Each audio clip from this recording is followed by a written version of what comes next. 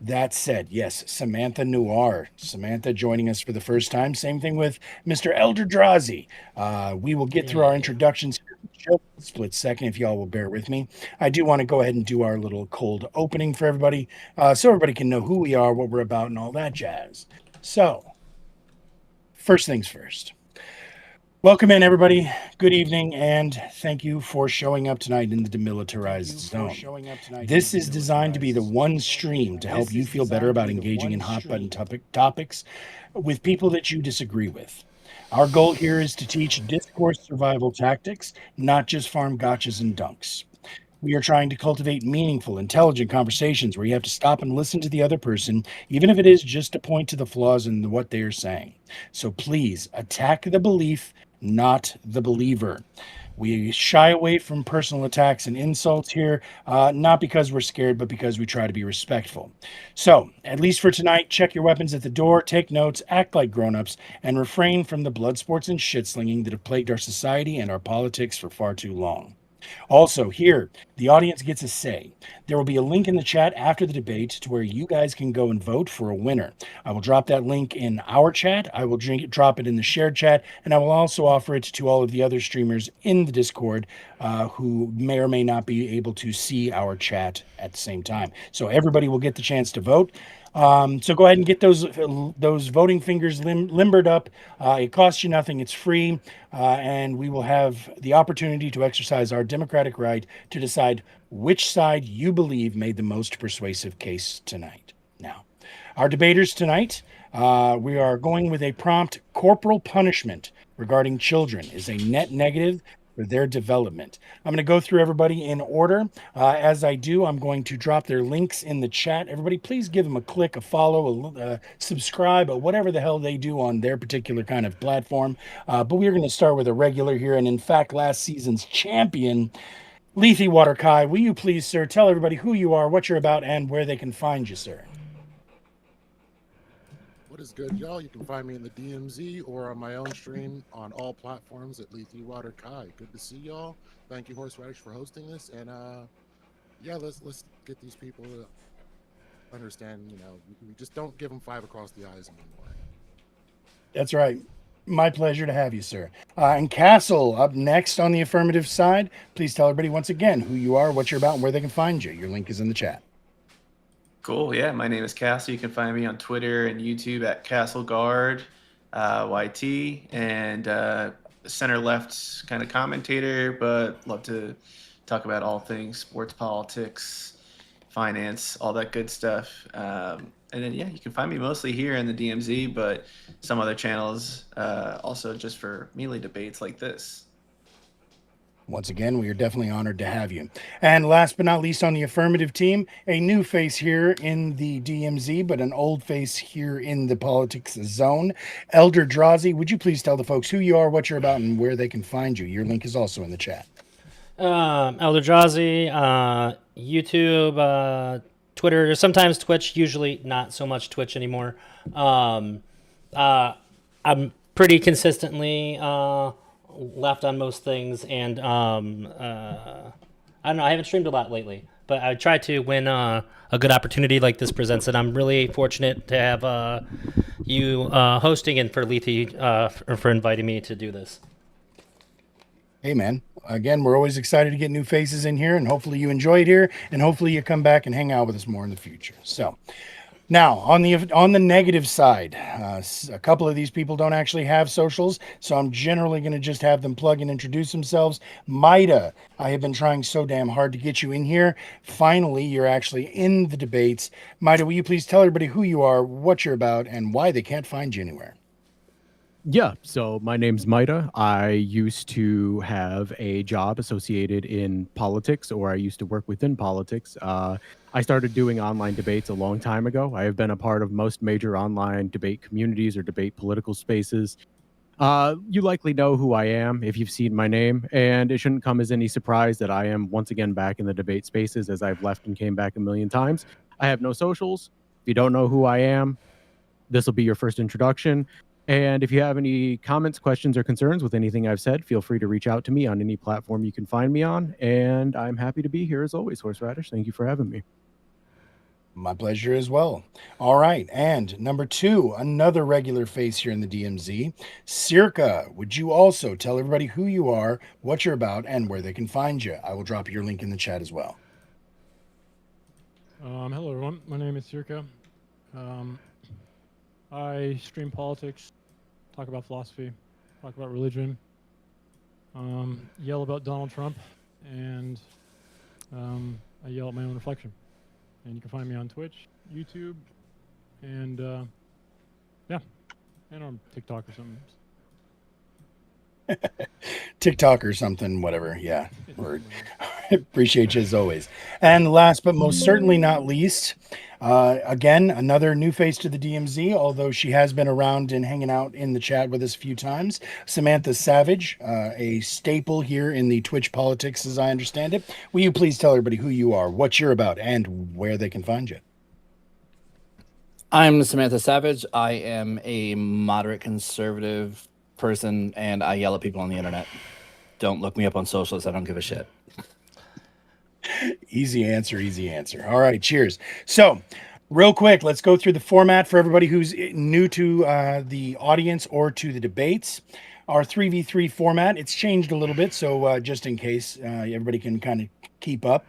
We are going to start with the affirmative captain. That is Lethe Water Kai. He is going to choose which of his team is going to give their opening arguments first. They're going to get 5 minutes uninterrupted to lay their case. After that, the negative captain, which is Maida, decides who it is that is going to cross-examine that person. Now, when I say cross-examine, you are controlling the conversation for the next 5 minutes. You can choose to just rebut what the last person said, in other words, disagree with it, or you can ask directed, pointed questions to poke holes in their argument, to set up arguments for yourself. Use the time as you see fit. But that person is then afterwards going to get 5 minutes uninterrupted for their opening, after which the affirmative captain gets to choose who cross-examines, and we go back and forth until every single person has opened, cross-examined, and been cross-examined by someone else. So that means the first person who goes is also going to be the last person to cross-examine. After that, each of the people that has not faced each other is going to find themselves in the center for 15 minutes between the two of them, open format. This is anything goes within TOS and respectful conduct. However, you guys are just going to get into the subject matter and discuss it. Okay. After each of those 3 rounds, we're going to go through and have each person have, in the same order, a 5-minute uninterrupted closing. And then we're going to go to a Q&A section while you guys out there in the chat are voting. Now, the Q&A section, I'm going to have a list of questions myself, but I always love it whenever you guys throw a couple bucks in the tip jar and hold those questions for afterwards. I will ask your questions first, then my questions, and then hopefully we'll get to the actual vote decision. After we're done with all of that, if we have any more questions or whatever, we can do that in the after party. The after party on the 3v3 night's a little bit different, but that's neither here nor there. Also, you will see a scroller that will tell you that that the questions are going to stop the clock. That is actually only going to be if the questions are $10 or more. We will stop the clock and ask that question right then and there, regardless of where we're at. And the adding time is going to add 1 minute to whatever clock is currently on, if you guys out there in the chat want that. So that said, enough from me. Let's get into the debate. That's Hey, why we're here. real quick. I have a quick question Yes, sir. about that we're streaming Yes, in a way sir. that I don't normally Please. stream. Yes, sir. So my question is, in order to get everybody up on my screen here, is there a thing in stream in the Ninja that we're doing that shows everybody? So or to be honest no? with you, Drazi, you don't want that, because we have had I people use who just Discord. managed to hack in. If you look at the Discord, though, I am streaming my face as the actual screen from the DMZ. Yep. So you'll be able to see everybody's face as well as the timer, and that's going to be your best way. Okay, so I just like cropped off all of your stuff because I wanted to ask you first. Are you okay with me just like throwing up what you have up there? Yes, absolutely. Okay. 100%. Anybody, yeah, you stream together, stream with me, use the exact, I don't give a fuck. So if people want to watch me through you, I'm still happy. As long as we're all getting the eyes, we're good, brother. All right. Just wanted to check. Any other questions from anybody else? I think we all understand the assignment. All right, cheers. Can I get like So, 3 biddy? corporal punishment regarding children is a net negative for their development. Lethe Water Kai, who is going to open for the affirmative team? I will have Elder Drazi start us off. Elder Drazi is going to start us off. Fantastic. So once again, sir, as I said, As I said, 5 minutes is going on the clock for you now. This is uninterrupted time. I will start the clock when you start to talk. All right.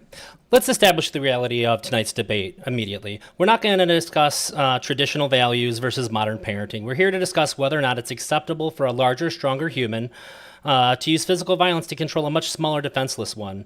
I will not spend my time tonight defending the perfectly rational position that we shouldn't hit children. Instead, I'm handing the burden of proof directly to my opponents. To win this debate, they must successfully defend the following. They must present actual peer-reviewed empirical data proving that hitting a child produces long-term positive developmental outcomes.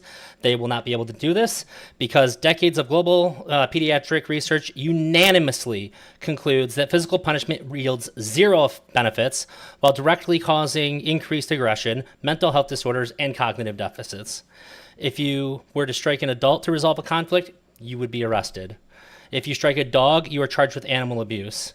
My opponents must explain to you why tonight, the only demographic in our society legally and socially acceptable to strike are those who are physically incapable of fighting back. They must justify the grotesque moral lesson that hitting teaches. When an adult hits a child, they are explicitly modeling that whoever is the biggest, strongest, and loudest gets to use physical force to demand compliance. My opponents must explain why bullying is an acceptable tool. Let's call physical punishment what it actually is. It's an adult's failure to regulate their own emotions. Hitting does not stem from calculated discipline. It stems from parental frustration, anger, and a lack of effective tools. My opponents are here to argue that an adult's violent loss of temper is a legitimate educational strategy. My position is backed by science, logic, and basic human rights. My opponent's position relies on survivorship bias, euphemisms, and raw physical dominance. The ball is in your guys' court. Please justify the violence. I don't think I need any more time than that. I think the argument pretty much makes itself. I could ramble on for more time, but honestly, there's really not much more to say than that.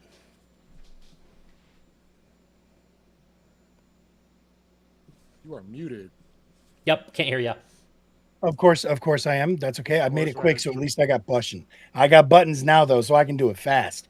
Okay, so yeah, just for those of you who do not know, you do not need to use the entirety of your time, whether that is the opening or your cross-examination time.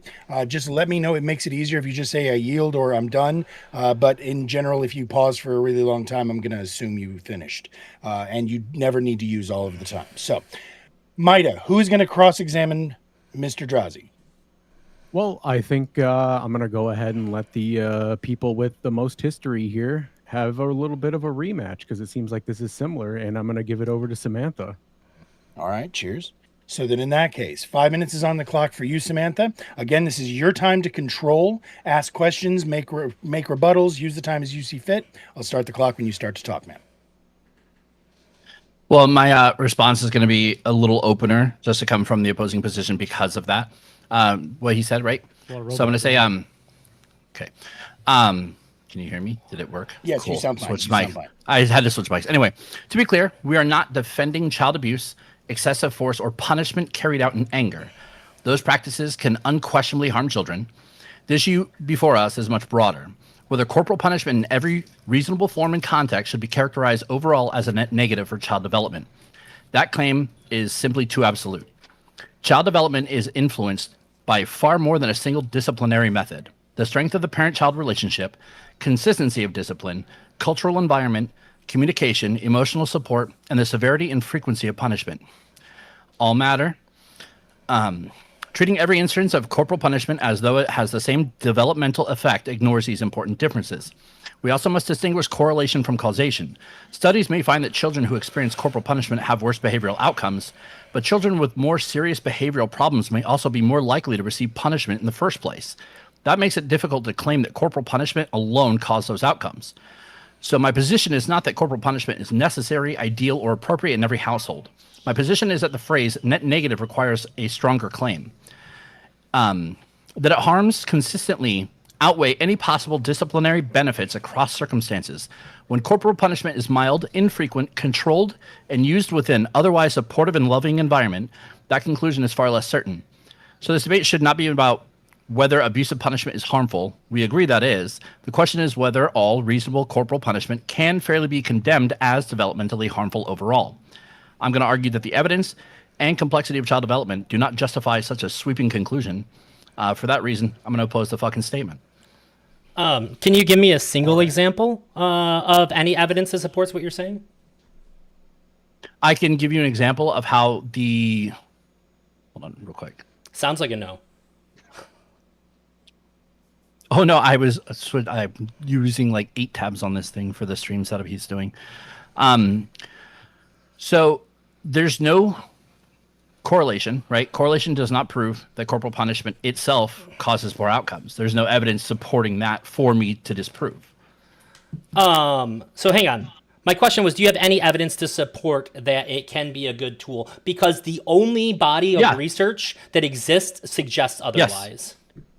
The body of research is flawed, and I'll point that out later. But yes, there are circumstances where it is good.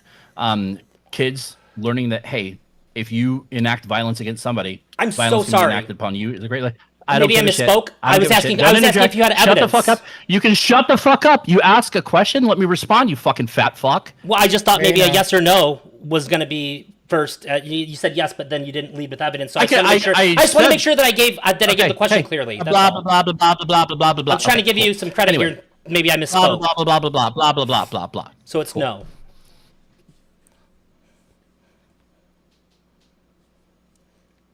All right. So, did you have any further questions at this time, Samantha?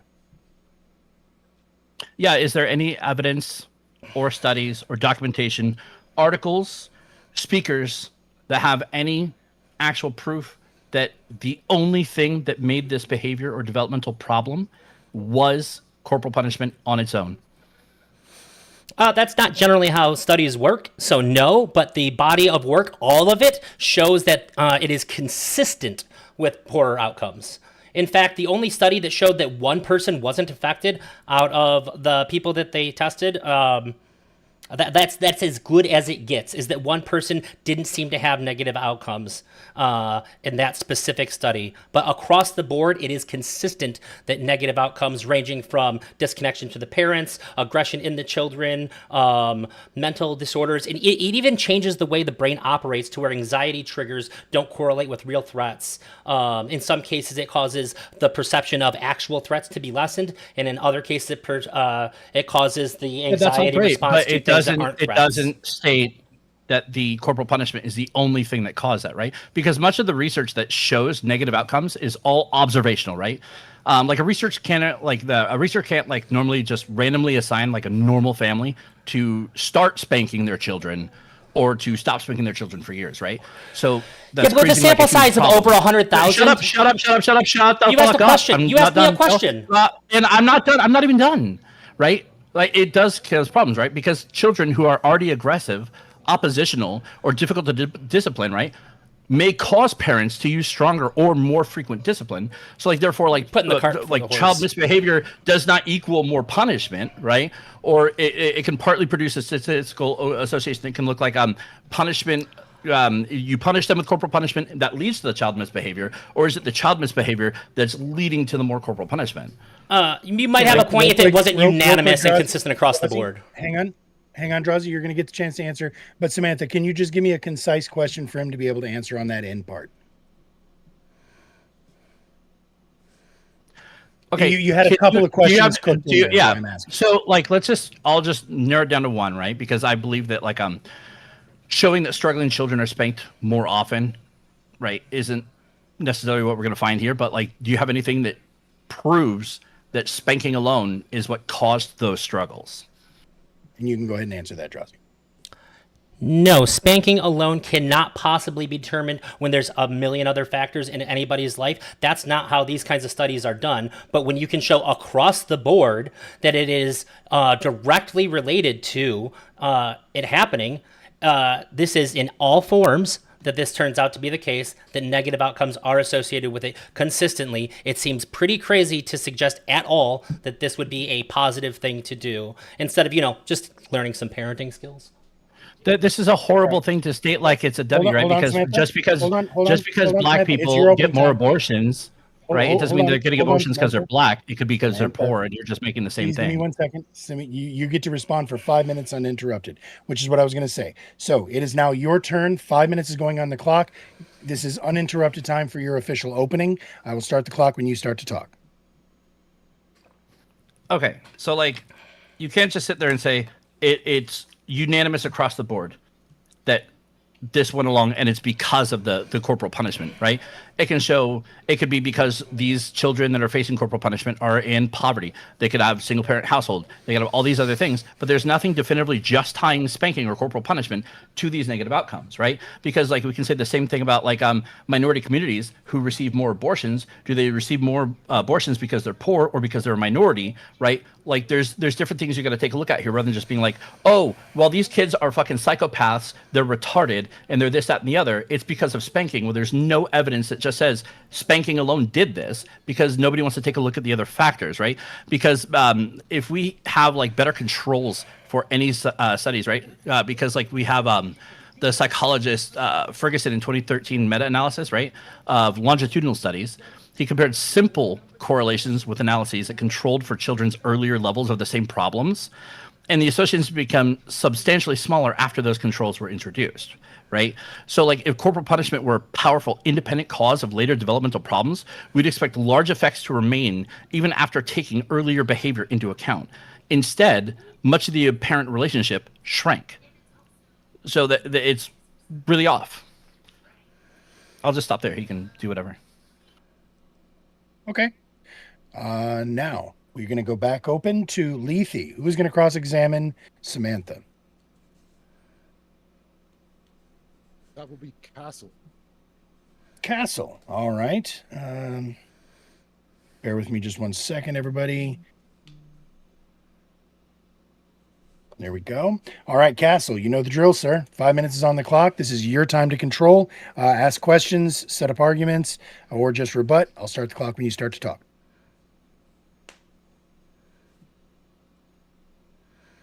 You are muted, by the way. Welcome to the club. Sorry, sir. Sorry. As you were. I was just going to ask Samantha that there were a lot of instances in your opening encounters of, spanking not being the only thing. There's poverty and other socioeconomic statuses that people have that can cause these outcomes. So if if you're saying poverty is like a real cause of the negative outcomes, would you accept studies that control for socioeconomic status as evidence against your position? Oh, hey, ignoring chat. No, Thank you so because much you're for just the trying to shift donation. something into another like pigeonhole, right? When a child's development has a lot more than just socioeconomic standards, right? You could have rich parents that aren't I appreciate you being developmentally here. there for their children. Right? You could have rich parents that just like throw them on a nanny.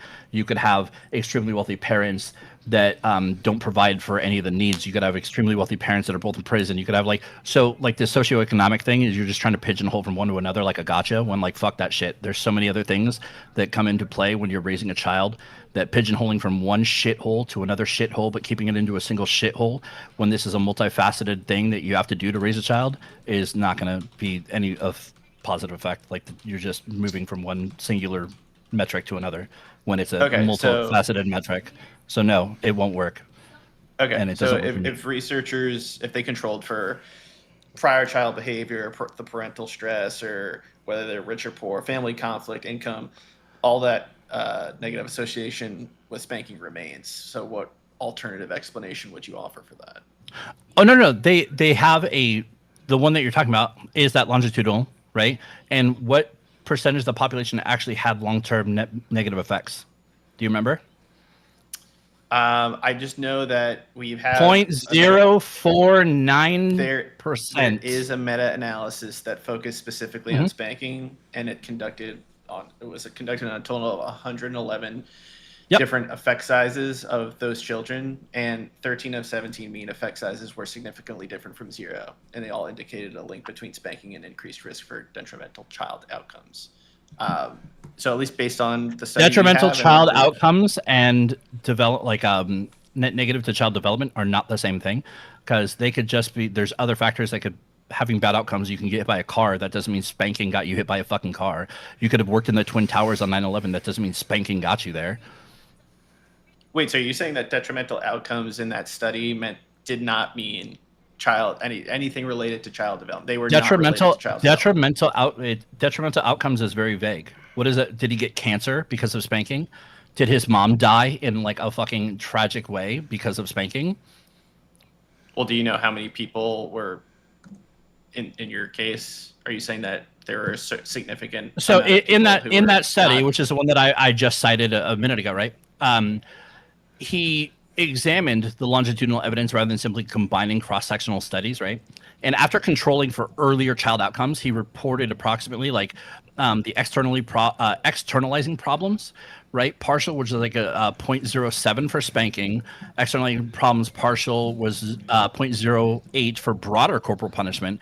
And internalizing problems partial was 0.1 for spanking, right? He characterized most of those controlled effects as statistically significant but trivial, generally explaining less than about 1% of the variance in outcomes. Not that spanking is beneficial, but that the claims of enormous or inevitable developmental damage can exaggerate the magnitude of the evidence. So statistical significance is not the same as developmental significance. And Ferguson himself found that after stronger controls, many estimated effects were tiny. But in the study itself, the detrimental, that word wasn't undefined. The analysis specified what the outcomes were. There were things like aggression, antisocial behavior, mental And when health that outcome problems. happens to less than 1% of the population being studied, I don't give a shit. That's an exception, not the rule. So wait, where'd you get that 1% from?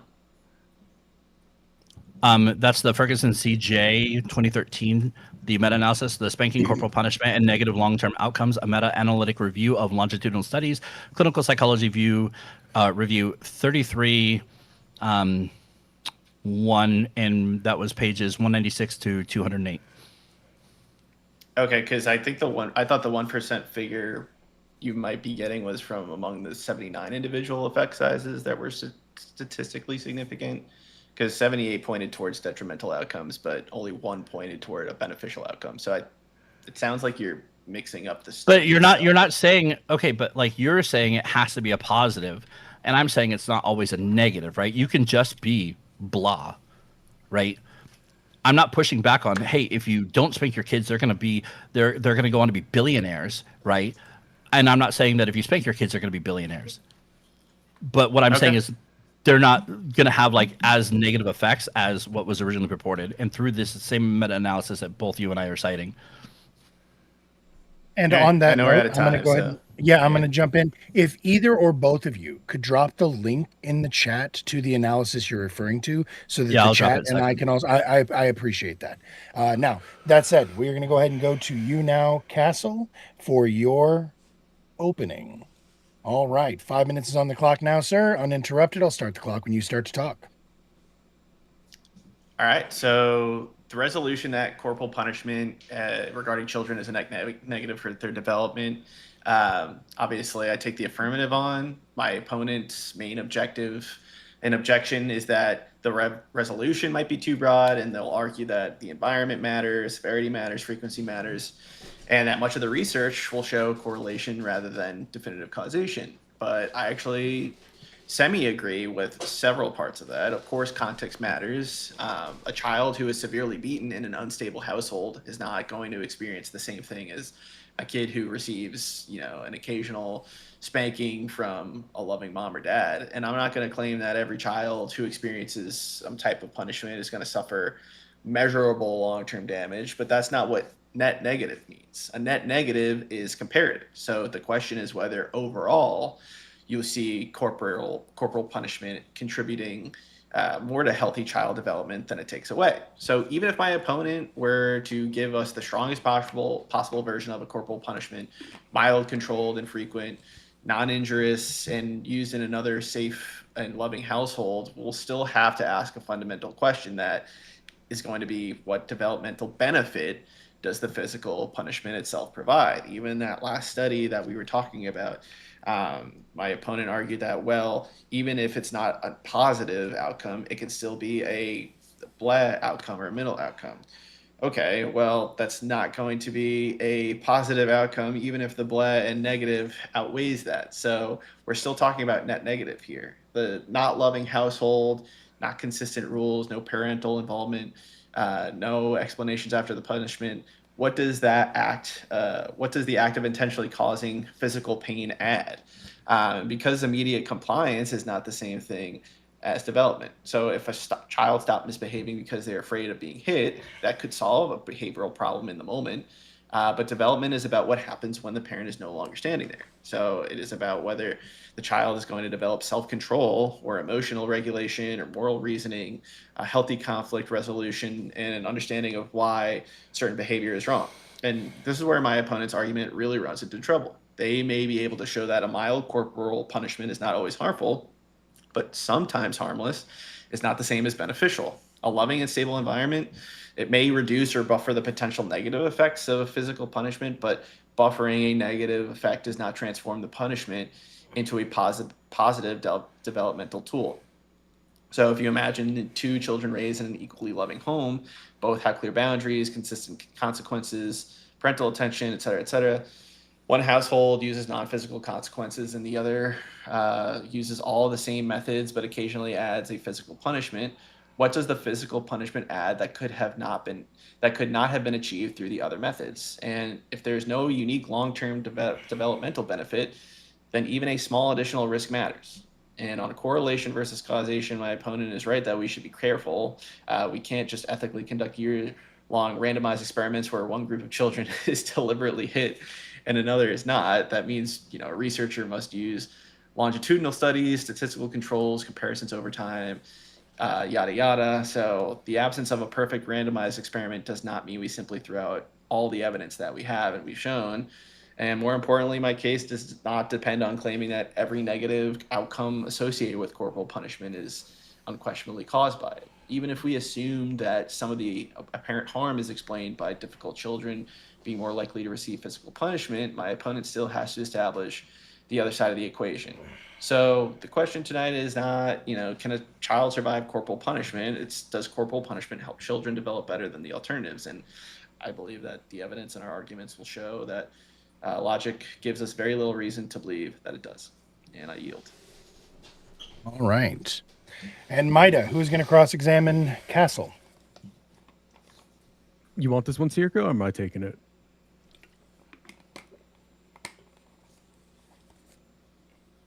I'll let you decide. I'm going to go ahead and go for it. You? All right. Yep. Give me 1 second. That's going to be... I'm coming for you, Lethy. There we go. All right. 5 minutes is 5 minutes is on the clock. Maida, this is your time to control. I'll start the clock when you start asking questions. Perfect. So I would like to outline that in your previous statement, you also stated that there were, in your own study, that you cited one example of a positive outcome or a neutral outcome within the own study being cited, which would mean in this specific circumstance, it wouldn't lead to a net negative. A net negative implies that there can be no neutral or positive outcomes that happen as a result of it. And even if we're using something that is inferential or being correlated or conflated with the actual punishment relative to the action or intent itself, when we see these positive outcomes, they can't all possibly be negative. So when we use the word net, it is applying a specific trueness to the 100% certainty or outcome that it will always be negative. How do you reconcile with this when we're talking about whether or not we're dealing with absolutes? So I think you can't just shift net being an absolute. I think anybody knows that a net negative itself, it's like saying if you have +1 and then -2, well, the +1 is still a positive. That means that you're still not in the negative. I think that definition that you're bringing, I don't accept that as what we're arguing here. So in this circumstance, you would attribute things that would otherwise be amoral or consequential, potentially in a negative way, to the child as being a net positive. What we're saying is that in the studies that we've cited, that the more people who are being corporally punished are experiencing negative outcomes than positive outcomes. That's what the net negative here means.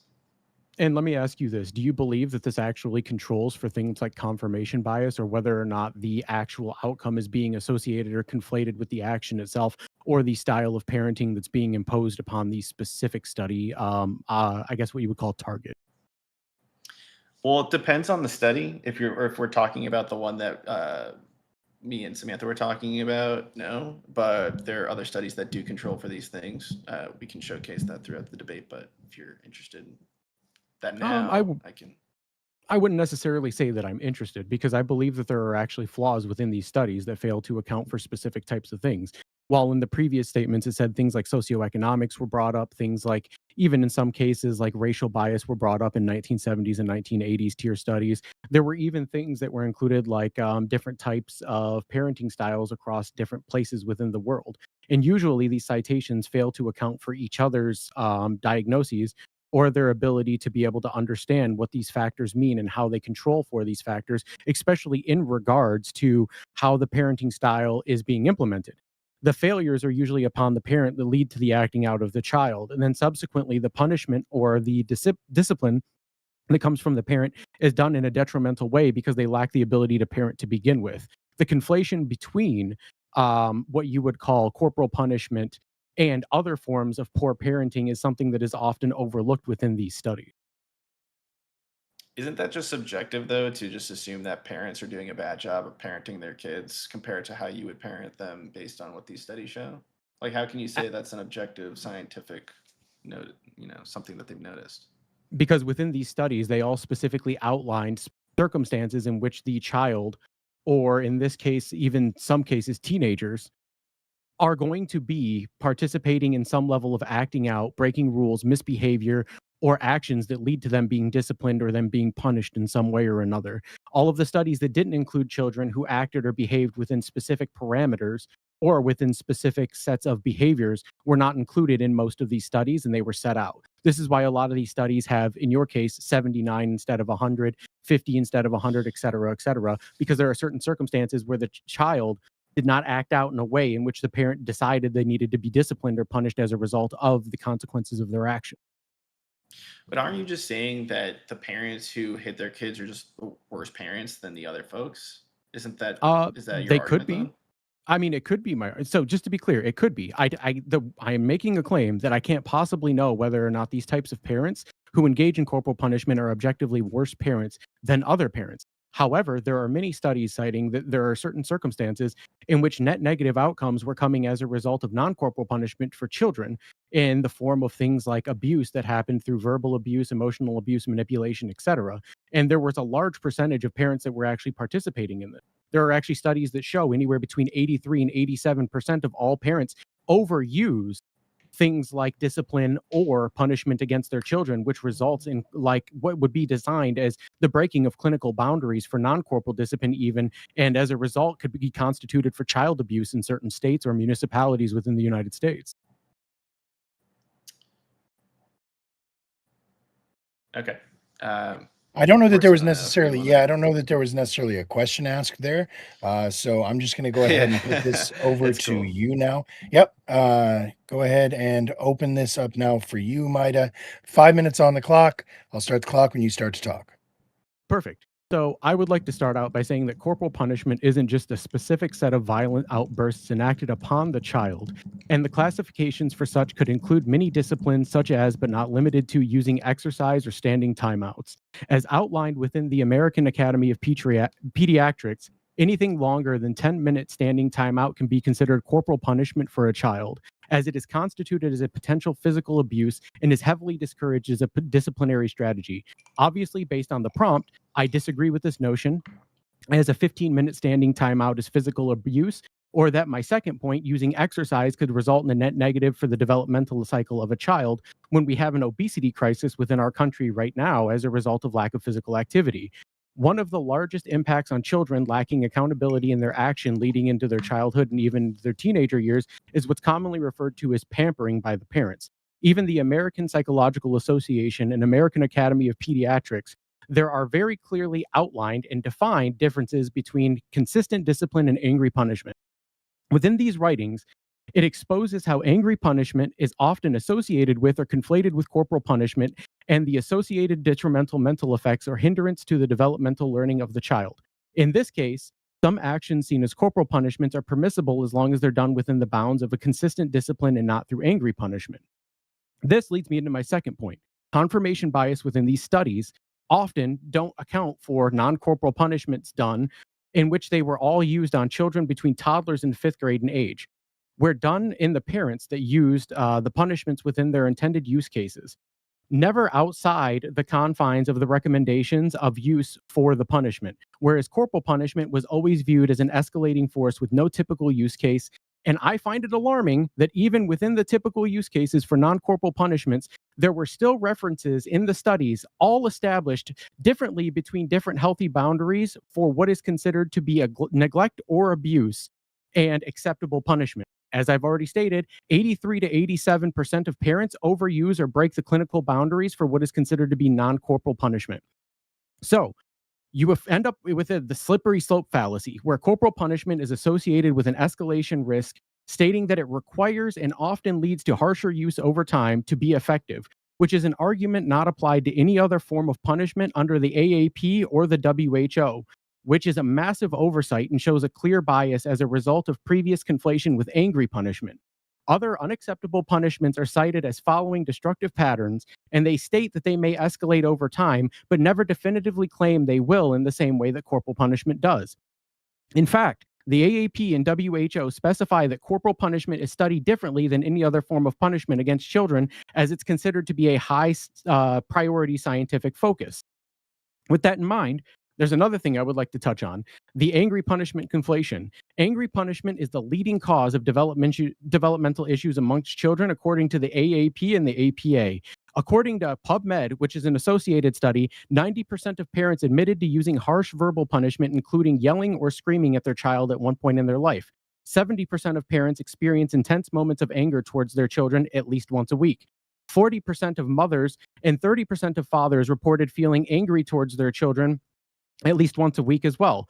66% of parents reported using cursing, name-calling, or demeaning their teenage children in public, which are all breaking the confines of acceptable non-corporal punishments as stated previously. And I will cede the rest of my time. All right.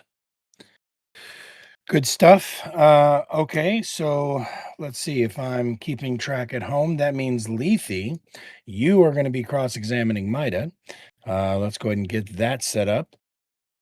5 minutes is on the clock for you, sir. Use the time as you see fit. I'll start the clock when you start to talk, Lethe. Okay, so do you know that not just angry delivery is the primary risk of corporal punishment? Yes, there's a conflation between angry punishment and corporal punishment, as I outlined in my opening statement. So, according to the AAP, extensive research from multiple organizations like the Academy of Pediatrics say that even calm, deliberate physical punishment poses significant, well-documented psychological and behavioral risks. So, essentially, when you do this, you're doing a coin flip or a dice roll to see whether or not this turns out terrible. I wouldn't necessarily Is that disagree correct? with this, but again, under the same study that you were citing, 83 to 87% of parents overuse or break clinical boundaries for non-corporal discipline, which is still violation and is constituted as child abuse under that same literature. Yes, corporal punishment is child abuse. I think we both agree with that, right? No. Well, no, I was speaking to non-corporal punishment. This is in regards specifically to non-corporal punishments. Wait, what do you mean? Yes, sure. We're talking specifically about corporal punishment. Yes, and I'm telling you that in the circumstances where corporal punishment is outlined as a detriment and has no typical use case under these studies, under the AAP and APA, the typical use cases for what these specific non-corporal punishments are being broken 83 to 87% of the time that parents are participating in punishing their children outside of clinical boundaries. The same justification can be made for why bad parenting is actually the cause of this and not the corporal punishment itself.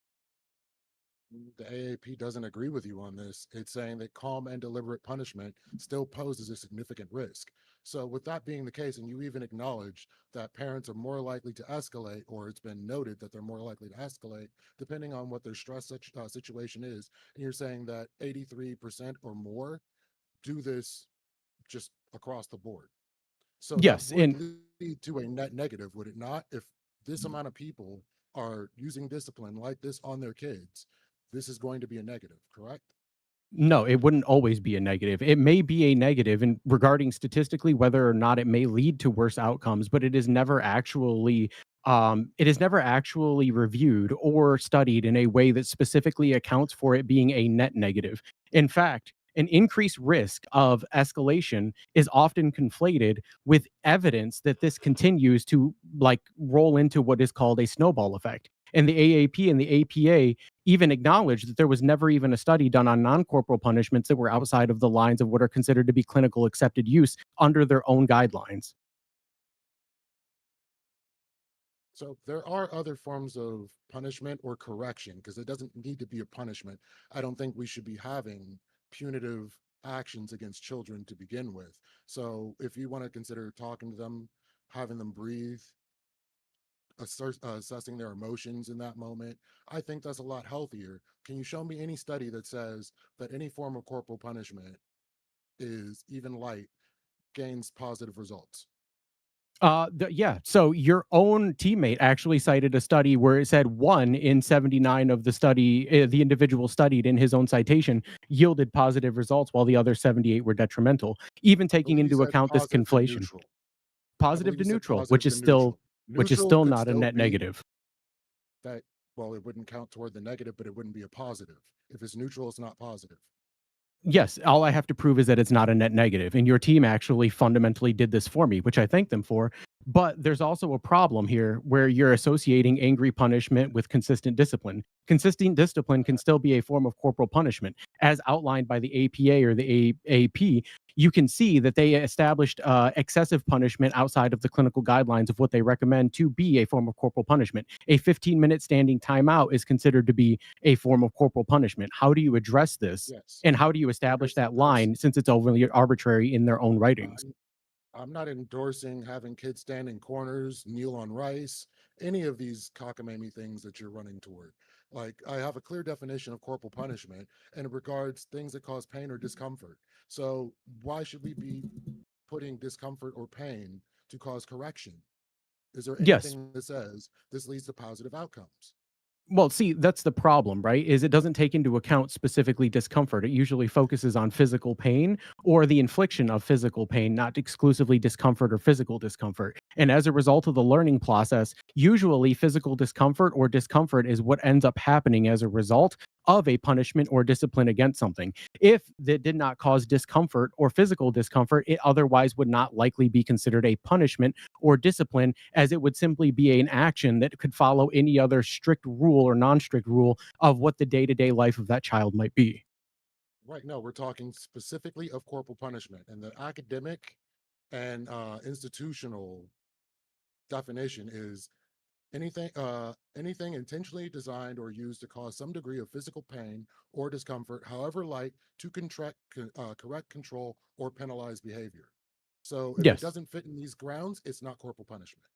But just to be clear, a 15-minute standing timeout is considered to be child abuse as a result of physical discomfort and isolation, as well Right. as what is considered under the APA and the AAP's own laws is lack of enrichment and severe isolation, which causes discomfort and can lead to anxiety disorders, while simultaneously being acknowledged as a corporal punishment in some states within the United States. I reject the I'm notion sure that it some has to be may. direct.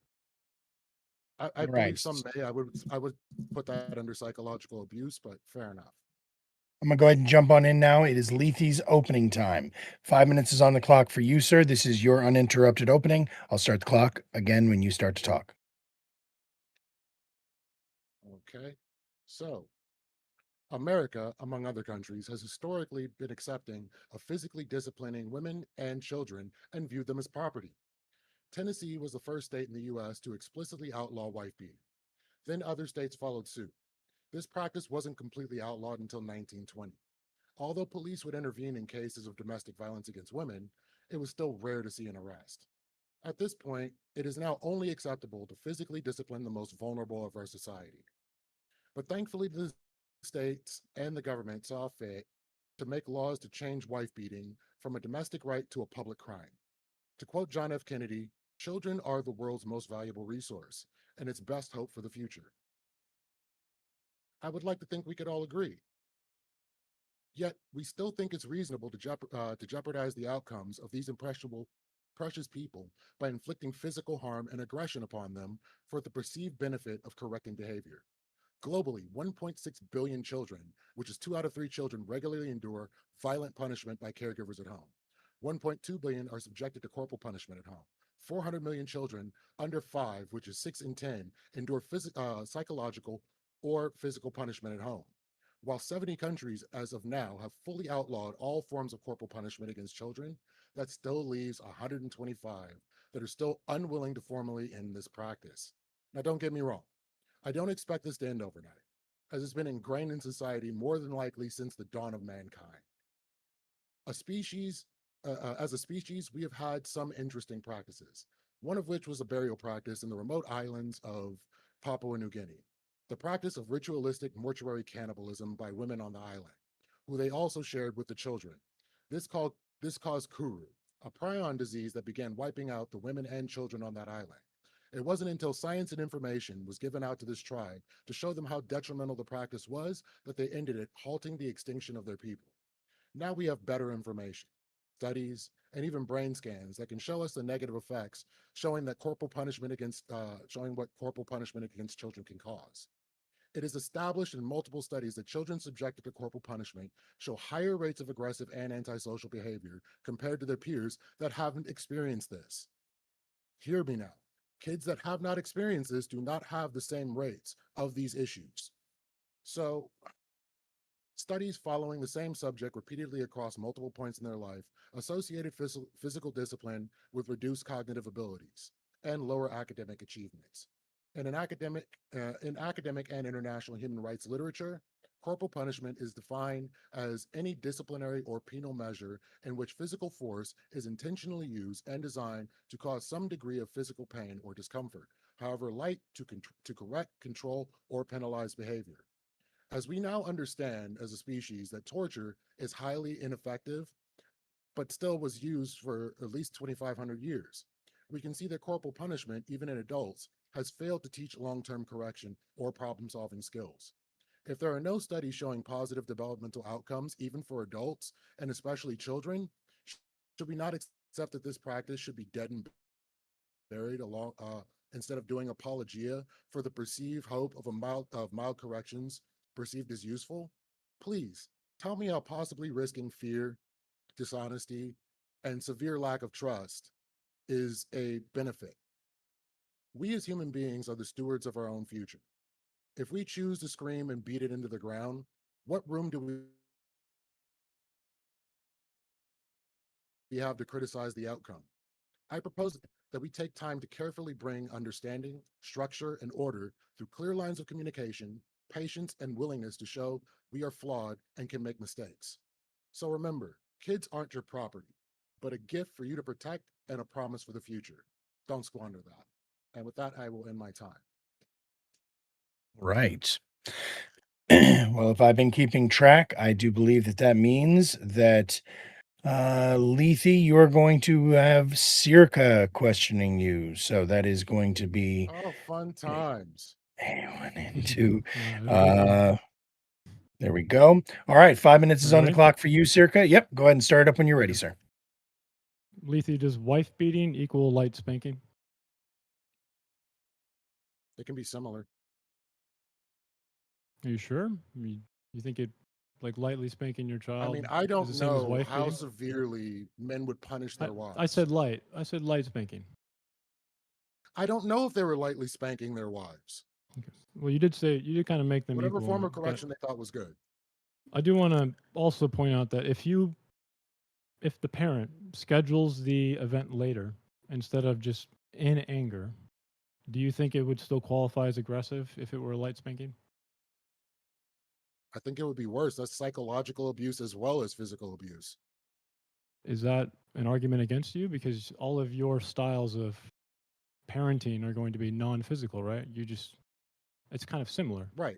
When you do you not You said Understand scheduling what you it just for said? later, like not being angry, and then lightly spanking the child and letting them know, like, hey, you're in for it no, later. Is that what you're Lethe, saying? you're just assuming that I would just always go through with physically beating or light spanking my child. But the truth is that I actually, in my framework, would be okay with not doing it if there was remorse shown, if the child showed that they could show amends for it. So, And does what's any the of the best way to literature get that you accomplished? does any of the literature that you said actually fit something like my framework? Possibly, but I wouldn't be looking to that. I'd be looking to psychologists to see what methods are best for correcting children. So Jordan that's the Peterson same actually thing. has some That's pretty the good same thing as information on that. literature. So I do agree, Lethe, that better information is good. Okay, that's good. You said that correctly, but information doesn't really tell you answers, right? It gives you an outline of what has been effective and what has not been effective. Correct. But through that means you need to studies have over something. That means time. you need to have something to transport it, right? So like Gershoff, you guys have mentioned quite a bit, right? Gershoff and Grogan Kaler. Do you think that a single standardized spanking event or exposure corresponds to my framework, or at least in regards to all the literature can. you guys have been talking about? It doesn't, though. It can. Are you aware of that? How? Are Can you you tell me sure the that it mechanism? doesn't? Yeah, tell me the mechanism. I said it can. I didn't give you an absolute there. I said it can. That's not telling me the mechanism.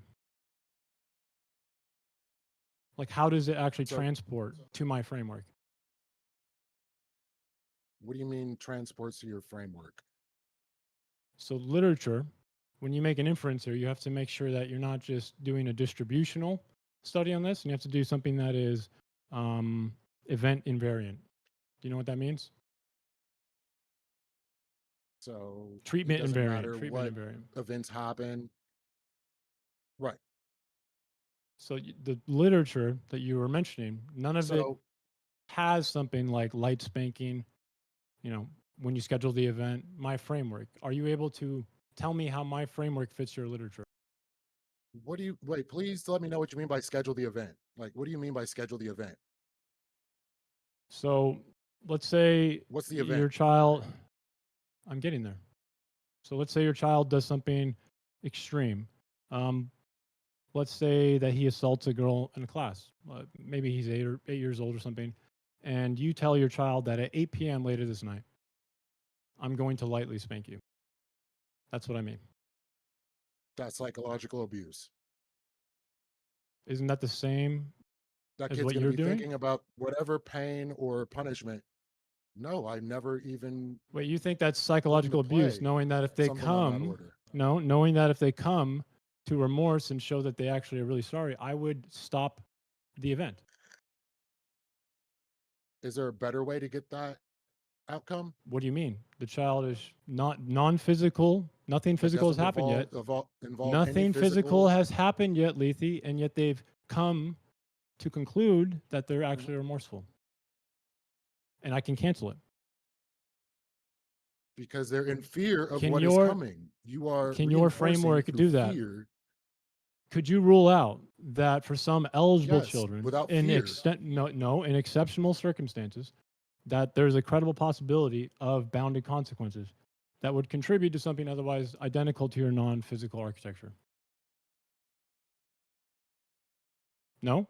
So are you saying something like if speaking to the child or actually understanding their Also, emotions fear would and imply coming more to than an what you're capable of understanding what doing. they did was wrong? Fear would imply more than what you're capable of doing. I'm never said I would hit my child every 2 weeks, every day. It may never even happen. So fear in this case would have to do with more than Doesn't what you're matter able to do. how often you do it. It does actually. Yeah, it does. Each spanking from the very first one all the way through bears Is every some spank the risk same? of a negative outcome. Is every spank the same? You can use tools and weapons. Why Frequency would I matters a even lot. Consider that. If you Yeah, do it why in would I anger, even that matters consider quite a it? bit as well, right? Yeah, that's So what would if be you worse. There what are if you there are schedule it differing levels of abuse. and the type of spanking you do is light, almost like the physical event is actually not as important as the surrounding things. All So, right. is there I'm anything actually you can show me that says that this has a positive outcome? But that's not really something I need to do. My point is, I can still do it. You can't. And also, you can't use literature to say that there's no or there is a negative outcome, unless you forgot about that. all right, gentlemen. So I'm going to go ahead and So that's a no. jump I on in. appreciate your concession. Lethe. So real quick, and this is actually kind of a new thing that we're going to try out here, where if people throw $10 in the tip jar, I will stop the clock and ask the question. Now this time it was a question that was posed to everybody, but it's a super easy question. So I'm just going to run around the room real quick and ask everybody. It's a two-parter. Question number one: who does most of the disciplining in the household? I don't know if this is in Wait, I haven't done general my or opening in yet. your household. I know we're coming right back to your Oh, opening. okay, Don't worry, okay, Circa. okay. Like I said, this Sorry. stops the clock to ask a question. So, who does most of the disciplining? And second question is, who is more likely to do the spanking? So, mother or father or other? Lethe, who does most of the disciplining and who is most likely to spank? Are you asking me? Simple question. Yep. No, Statistically, Lethe first. mothers I'm going are around. more likely to be the ones delivering. Okay. And they Statistically, are also. mothers administer the discipline, and they would be the ones delivering the spanking more often. All right. Cheers. Maida, mothers or fathers, who disciplines more and who's more likely to spank? I think on other studies I've seen, I think it was most likely to be the father, and it was most likely to be. It was actually most likely to be the mother who was disciplining, and most likely to be the father who was punishing, and that's Who was just as a punishing. result All of right. mother-father dynamics. Sure. Yep. I understand. Castle, who's more likely to discipline? Who's more likely to spank? Yeah, I think from both what Maida and Lethe said, it depends on like the type, whether it's punishment or whatnot. I want both. Who's more likely to punish? Who's more likely to spank? Or who's more Yeah, likely to so discipline? Who's more likely to spank? yeah, so discipline mothers and then spank fathers. Circa, who's more likely to discipline? Who's more likely to spank? In my framework, are you asking me? Sorry, I wasn't really paying attention. Are you asking me what the general literature says, or me? Sure. Both. Answer whichever answer how you like to say. Whichever is more important to you. I'm actually unsure of what the literature says. I'm gonna be honest with you. As for my Okay, so your framework, instinct. me, Yeah. As Yeah. for me, both parents can, and either parent can say that the event's not going to happen, or the physical event won't happen, and they Equally likely they in have your to be opinion. they have to be in agreement in my framework. Fair. Drazi, who's more likely to discipline? Who's more likely to spank? The parent that's around the child more is probably more likely to discipline. And who's more likely to spank? I think that it's an uninteresting question because things are complicated. I don't think that it goes by gender lines. Fair enough. And Samantha, same question. Who's more likely to discipline? Who's more likely to spank? It's going to be usually the mom because they spend more time around the children. For both of those? All right. Cheers. Yeah. Thank you very much for your answers, and hope that answers your question there, Ronan. Now, we're going to go over to you. Let's see. You were, boom. Circa, 5 minutes is on the clock for your uninterrupted opening. Go ahead and start the clock when you start to talk, sir. Okay. I want everyone to imagine an 8-year-old standing over an overpass. Cars are moving underneath him, and in his hand is a rock. Maybe he's showing off. Maybe he is angry. Maybe at 8 years old, he has not put together what this thing in his hand can actually do. And then he throws the rock. The rock comes down through a windshield, breaks glass, and the driver swerves. Suddenly, something that to him, a rock, a moment, maybe even a joke, has entered someone else's life as something very different. Now, I want you to imagine that that is your child. What would you do? Not in the 5 seconds after it happens, not while you might be furious, not while your heart might be pounding and someone else could have died. I mean later, when you get home, when he or she gets home, when the anger has had time to leave the room, what remains is a more difficult problem. How do I make my child understand what just happened? That is where I begin. I'm not talking about beating children. There's no belts. There's no repeated strikes. There's no humiliation. There's no anger. I'm not hitting a child because I want them to be obedient. I'm talking about the mildest possible physical punishment that still qualifies as physical punishment. Used extraordinarily rarely, deliberately, after time, and all of the non-physical ways in which we can consider allow the opportunity for reconsideration on me and my child.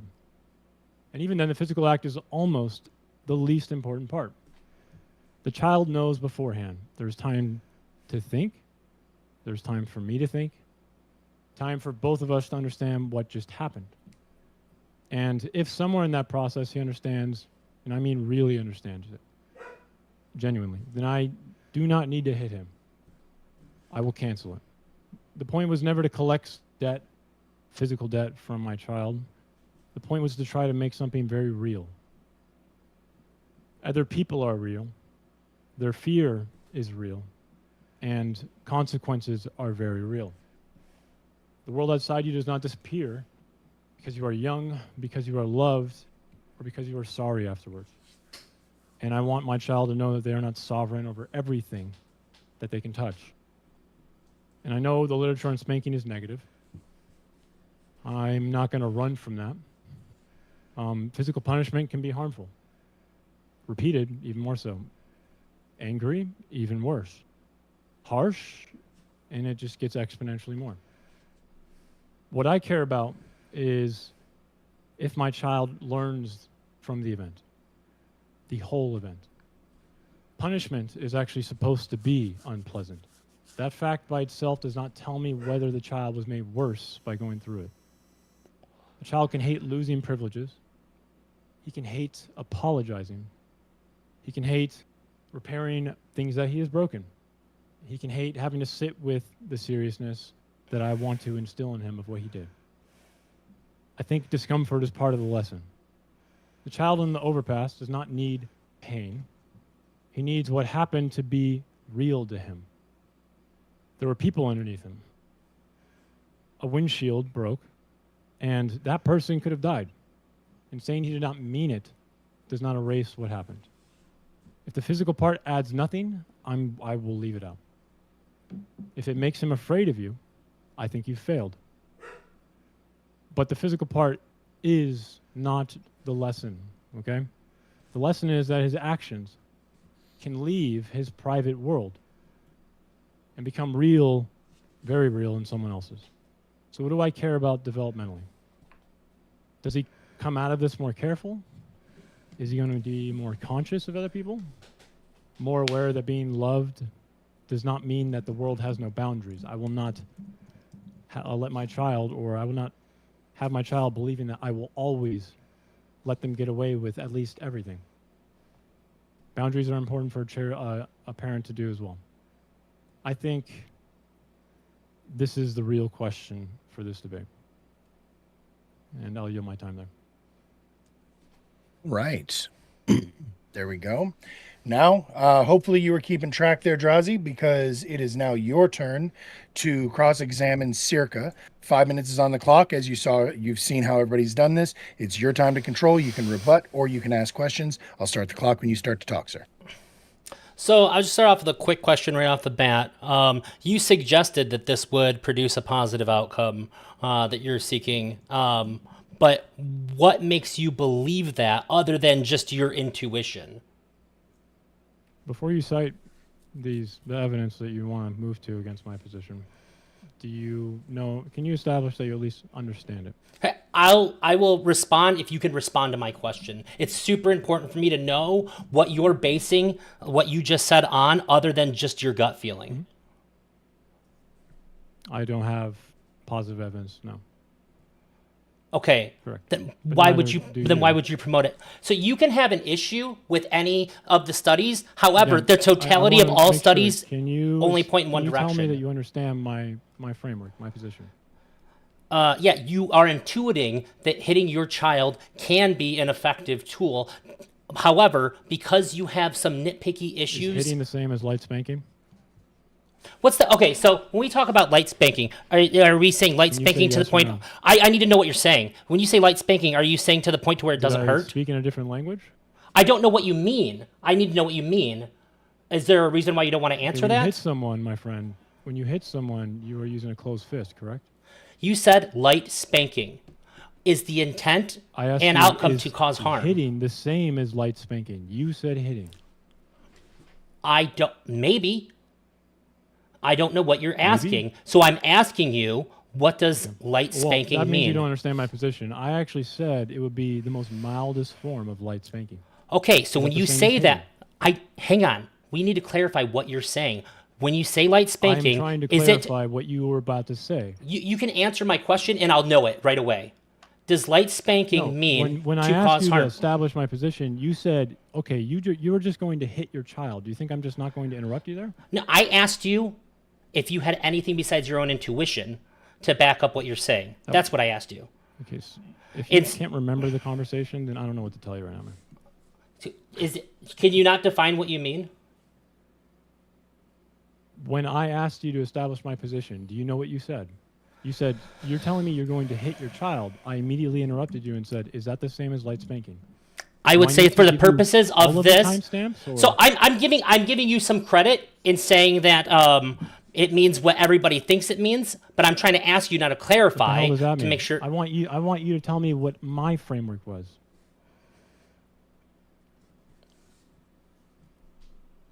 I can give you, Can you tell me a you very understand my clear position? answer if you can answer my question. You're using an ambiguous term, and I want clarification on the ambiguous term to do so. I don't know how light spanking is an ambiguous term, my friend. Hit If you could just answer is my more question, I'd ambiguous than know. without, it's not hitting. It's the mildest form of light spanking. I said it in my opening. That's a you problem for not. Mildest understanding. form doesn't tell me anything. Is the intent and outcome of it to cause harm at all? Yes or no? No. Okay, then if you're not causing any harm, what the fuck are you doing? Why are you even doing it? So you're saying like I'm gonna touch my kid's arm? Like what does that even mean? It just sounds like you're using this light spanking to hide from the fact that you really can't justify your To make claim. the- You're to either make my doing child nothing. know that there is a credible chance How that how I does will how spank does them. how does that show that? Unless the promise You is understand that escalation. my proposed lesson, my proposed lesson is not obey me because I can hurt you, right? What is the purpose of a harmless physical interaction? What does that demonstrate to anybody? Your child, their world is small when they're 8 years old. Do you not understand this? It's a lot to them. It's not a lot to you right now because you're probably a little. I older, have my I have a friend. child, A child. and I have harmlessly Okay. physically interacted with my child a Your bunch. child- then think about your child's world, okay? Is it going to be very large when you schedule an event like this? What is they're this going to ambiguity be- of world That's size? You're avoiding everything that I'm asking you. How No, does I a just think you don't non-harm understand what causing that means, physical man. interaction cause anything whatsoever? Is what I'm Because asking. they don't know that. So you're threatening an escalated physical interaction. It's not intended to just make them obey me. There's a reason for it. Unless You forgot have that. dodged Do I need to do every my single whole question. opening again? No, I'm not. I have not dodged them. You haven't answered them. I actually just don't even know I don't even know what to say to you right now, man. You're literally just circling the drain. It took me almost this entire time to get you to say that there was to be no intended harm from the light spanking. And now I'm asking you, what is the point What in kind of harm a- are you intending right now? Do you want me to say that I like beating my child so they can feel pain, or what? I want to understand what your reasoning is here because it seems like complete nonsense. I just spent between 5 your minutes definition detailing it out, man. between your definition of a light spanking, there's no difference between Mm-hmm. that and me caressing my child's arm. There is a difference, actually. Explain the difference. Okay, so the very fact that I am scheduling an event where my child has credibility in the fact that I will do a spanking to them, doesn't that do something to them? Not if it is I'm going to touch them if and what? cause no You think pain. they would know? I asked you, they don't know is that. there a threat of escalation then? Is this They what don't you're know trying that, to my friend. I'm asking you what the child is you're intending the child to perceive. Are you intending I'm them? intending for my child to perceive that the world is not theirs.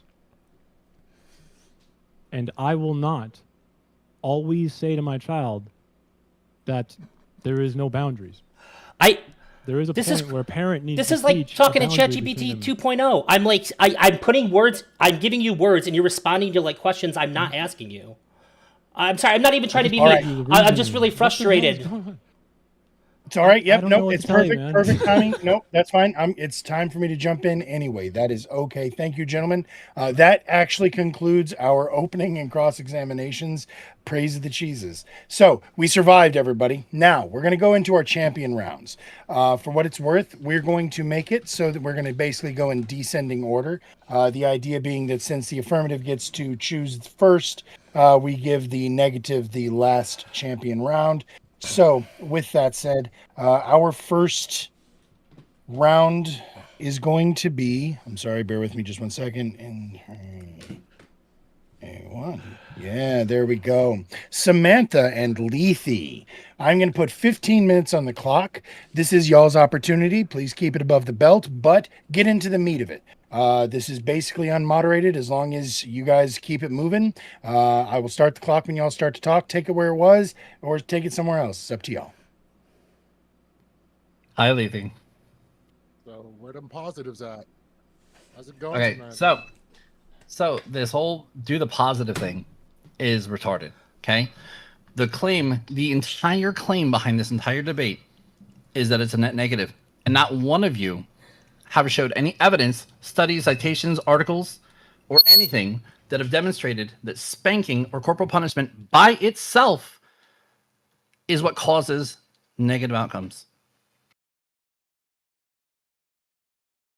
So I gave you in my opening the numbers of children that receive these punishments. With this number of children, because there's, only so many children in the world, the negatives have been shown throughout these studies, and the correlation with all of them is spanking. You can do all the other things. The one correlation that comes along with all of them is spanking. So if you remove the spanking, and it was shown in some studies that kids that were never spanked did not have these behavioral issues at the same rate that kids that were spanked did. Correlation doesn't equal causation, though, Lethe. So can you show me where there's positives?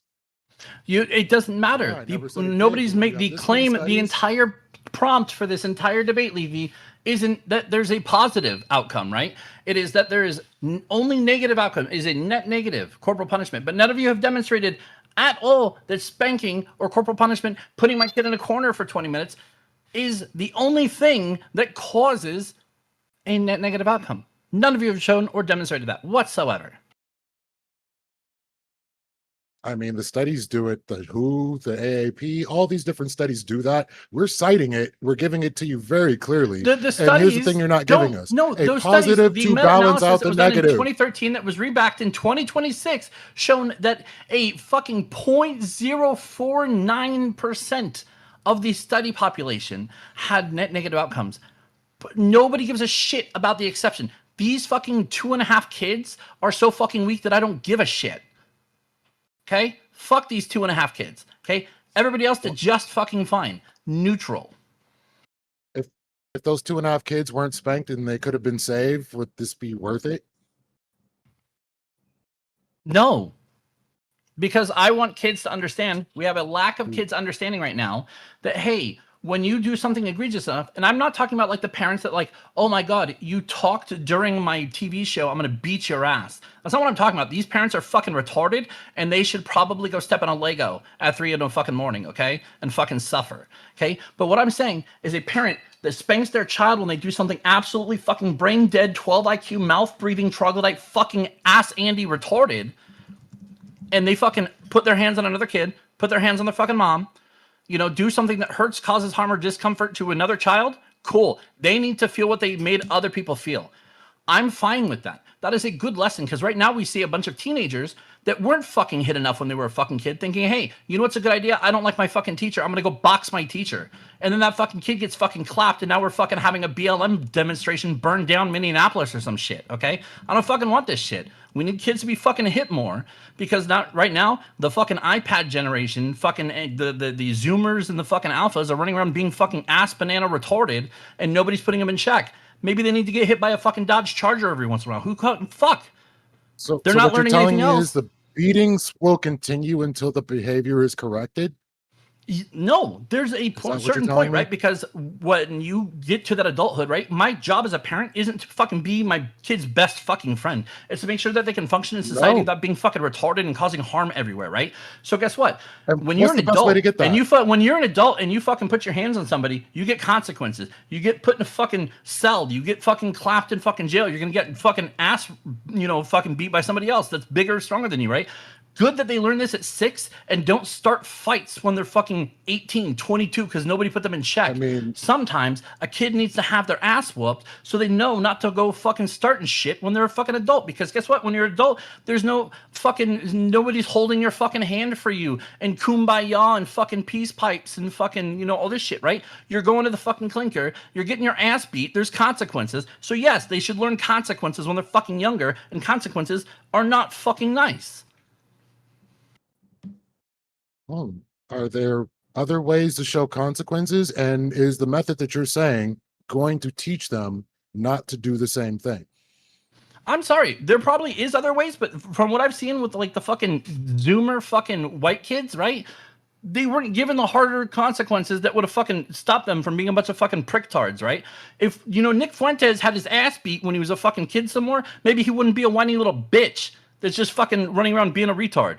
Maybe this is the last option we have for this Maybe the fucking beatings generation were the reason of for the fucking 12 whininess. IQ troglodytes I don't running know. around. Maybe if you were. Do I think it's the best option? Fuck no. There's other options, but that's not what this debate about. This debate isn't about, hey, what are better options than corporal punishment? The debate prompt wasn't, what are things we could do instead? The debate prompt was that this is a net negative, and still none of you have proven that it is 100% a net negative solely in part from corporal punishment.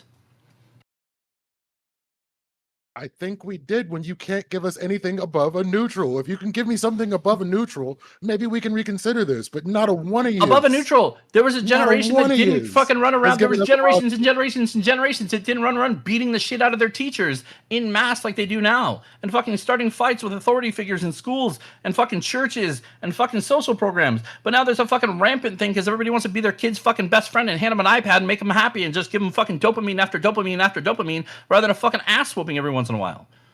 That's my fucking proof right there. Look So at I'm fucking generational definitely not statistics on saying- behaviors. I'm And we see definitely behaviors not getting saying- worse and worse So what and worse you're speaking as to- like this becomes like, oh my God, it's bad. Don't spank your kids. We have Hold like on. some of the most positive like demographics that we look at are from like Asia, East Asia and Southeast Asia, where corporal I know you punishment want is people the to hit norm these kids, for your but, like, can child. we And ask these a are the question? people that everybody wants to immigrate to their countries because their behavior is fucking top tier. And when you look at the behaviors of the people that So can we get are to the point against here, corporal like, punishment for the their point fucking of what you're kids, saying. their behavior is what? Absolutely point fucking of dog what piss. Fuck these you are people. saying Fuck their is kids. no Fuck how punishment they're raising things. versus They're beating making the the fuck out of society them. worse.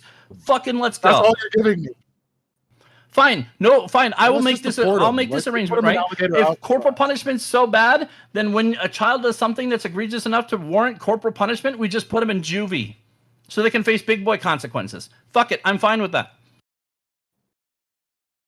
I mean, the kid that Circa was talking about throwing rocks over underpasses could definitely end up in juvie. That's like above the pale and beyond the pale. But what I'm saying is you're arguing that no discipline versus beatings. Like nobody's saying no discipline.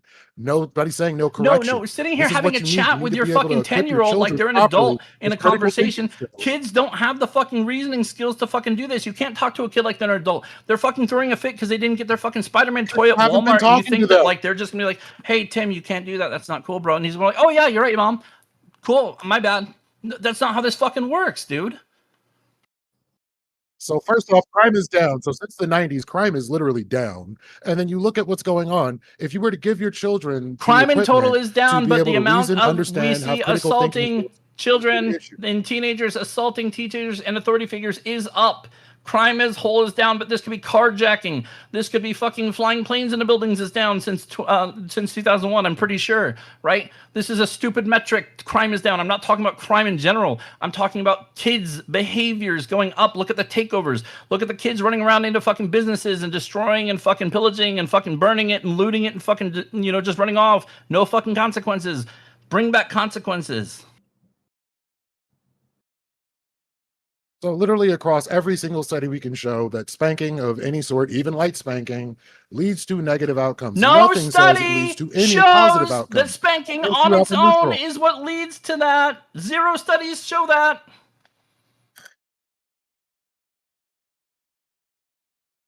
You're still not giving me anything. You're saying something, I'm but waiting. this doesn't exist. There's 0 studies that show that spanking on its own or in corporal punishment on its own is what leads to these outcomes. So, like, if you're telling me that a child that is old enough to understand the words used, but they're too old to hit, you may as well just go ahead and hit them. Listen, Rather than wait, too actually old learning to how to reason hit? with a child. Leafy, as an adult, if you talk shit, what can happen? You can get hit and you can end up with an assault charge. Yes, and kids So need to learn literally that what you're younger because saying that's what the is going to spanking lead is to for, assault right? charges Guess for what? everyone. Yeah, that's the big consequence. They don't get to get hit with an assault charge at 6 years old, but they can get a swat on the butt. Got it. Learn how not to Thank hit you. by hitting. Got you. I didn't get it. No, because Learn you how can not get to hit, by right? getting hit. The Got assault charge is one thing, right? But if you're the one that puts your hands on somebody else first, they can hit you back or you can catch an assault charge. I want my kids to know that, hey, if they swing on somebody, somebody's going to swing back. Fuck it. I mean, have you tried talking to a priest about it? No, the priest will rape the kid. We don't do That that. has more negative outcomes. I mean, that has fewer. Even that has fewer negative outcomes than the spanking. That No, you're I would advocating say for. that it's much more psychologically harmful than spanking your kid. That was a retarded statement. So, how many people in jail that are currently in prison have been spanked before? Well, I'm sorry, but in jail, they're still getting spanked. What are you talking about? I'm saying the overwhelming number of people that are in prison right now receive corporal punishment. Over 60%. That's over half the population. Yes, but yet again, guess what? You cannot prove that the spanking is what landed them in jail, right? It could be being in a minority group. It could be poverty. It could be socioeconomic hierarchy. It could be fucking behavioral issues that were prior to their spanking. It could be mental health conditions. It could be all these things. But we cannot definitively state that, hey, spanking is what led this guy to go sell cocaine when he was 43. Or this guy was spanked when he was a kid, so he went out and solicited fucking prostitution from a minor. We cannot definitively state that. What amount of spanking is going to stop that? A really hard one. Really hard one. Ooh, now we've gotten to straight up. Okay. So, why are we going to risk CPS ending up in our lives because we can't communicate with our children properly? This is funny because like we want to cry, and this is such an American problem, right? If we look at East Asia, Southeast Asia, right, where corporal punishment is the norm, right, and look at the way their people act and behave in society because they have major consequences for their actions. But here, look at the way our society acts. Look at the way our teenagers act. They're out of fucking pocket.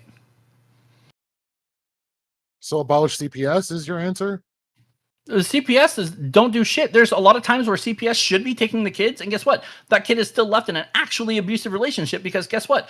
The dad is only like that when he drinks. So when the CPS officer interviews the dad and he's not drunk and he's not behaving that way, cool, there's no reason for them to see this without documentation. And the wife is too scared to say anything or provide any evidence because she's going to get her ass beat by the husband too. So guess what? There's no evidence, and that kid is now staying in that volatile environment. CPS is a fucking joke. Actually, what the fuck the do you dumbest want about shit I've ever CPS? Fuck off.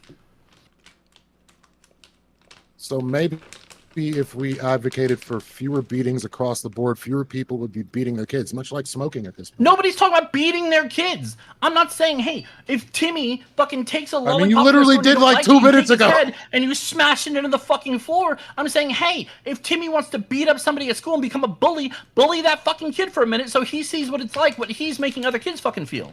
So that he understands that there's big consequences for doing big stupid shit in society. I'm gonna say if they're not old enough to understand the words being used, they are definitely too young to hit. And same goes the other way around. And any parent that feels they need to use violence as a consequence is not fit to be anything but a sperm or egg donor. I'm sorry, I'm not going to sit here and say a leftist, like a leftist is okay with fucking aborting a child, but heaven forbid you spank them for doing something egregious. Get the fuck out of here, Lethe. Yeah, don't delete a zygote. Wait for like 9 months and then beat the fuck out of it later. You know what? Fuck it. We can't spank a kid, but That'll we can learn 'em. murder it. That's fine. That's fine. The mom just wants out. Cool. We can murder the kid, but guess what? How dare you fucking put that kid in a corner for 15 minutes? That's gonna have lasting psychological consequences. Fuck murdering the kid, though. That's fine. So, are you gonna give me the positives of bullying children? You haven't given me definitive that there was negatives. The claim isn't that there's positives. The claim that was made in the prompt is that it's always a net negative, but zero proof of it being solely a net negative on the behalf of spanking or corporal punishment. Zero. I don't have to make the positive. Not Look at the always prompt a on net the screen negative. right there. Corporal punishment regarding children is a net negative for the development, and nobody has proved that corporal punishment in and of itself is responsible for net negative developmental issues within children. Zero.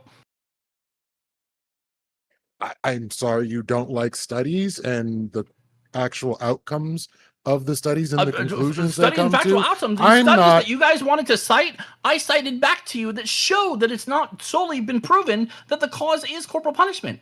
I cited that same study. That same study showed that the point average of any increased risk was literally less than 1%. It was 0.049% of the study group. I used that same meta-analysis of studies that fucking And we could- Dictard Castle wanted to bring up.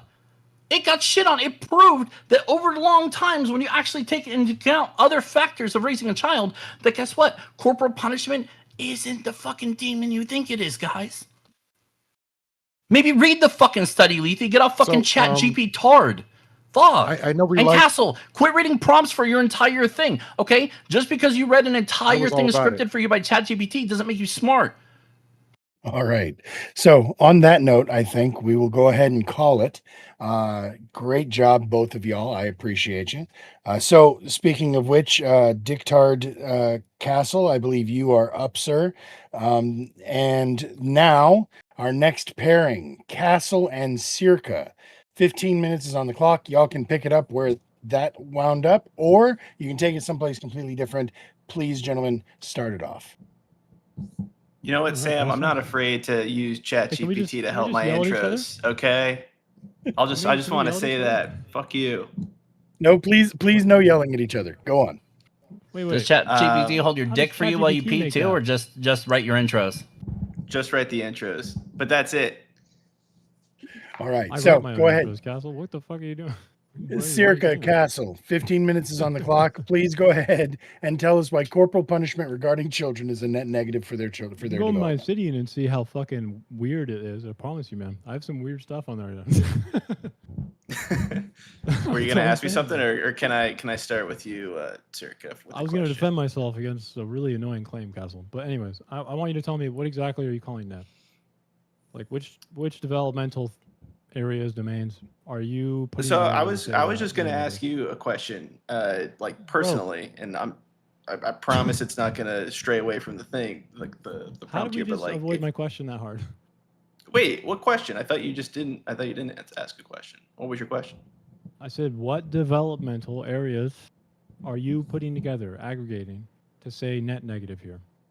Not just negative, net negative, because you can spend money to make money, right, Castle? Yeah, but that would still be. You can spend money to make money, and that would still be a Are you net gonna positive. are you gonna if you have contend a with profit. that phrase? Or are you No, gonna- no, I'm just saying it's not a good analogy. But if you want to talk about It is a great developmental analogy, issues, actually.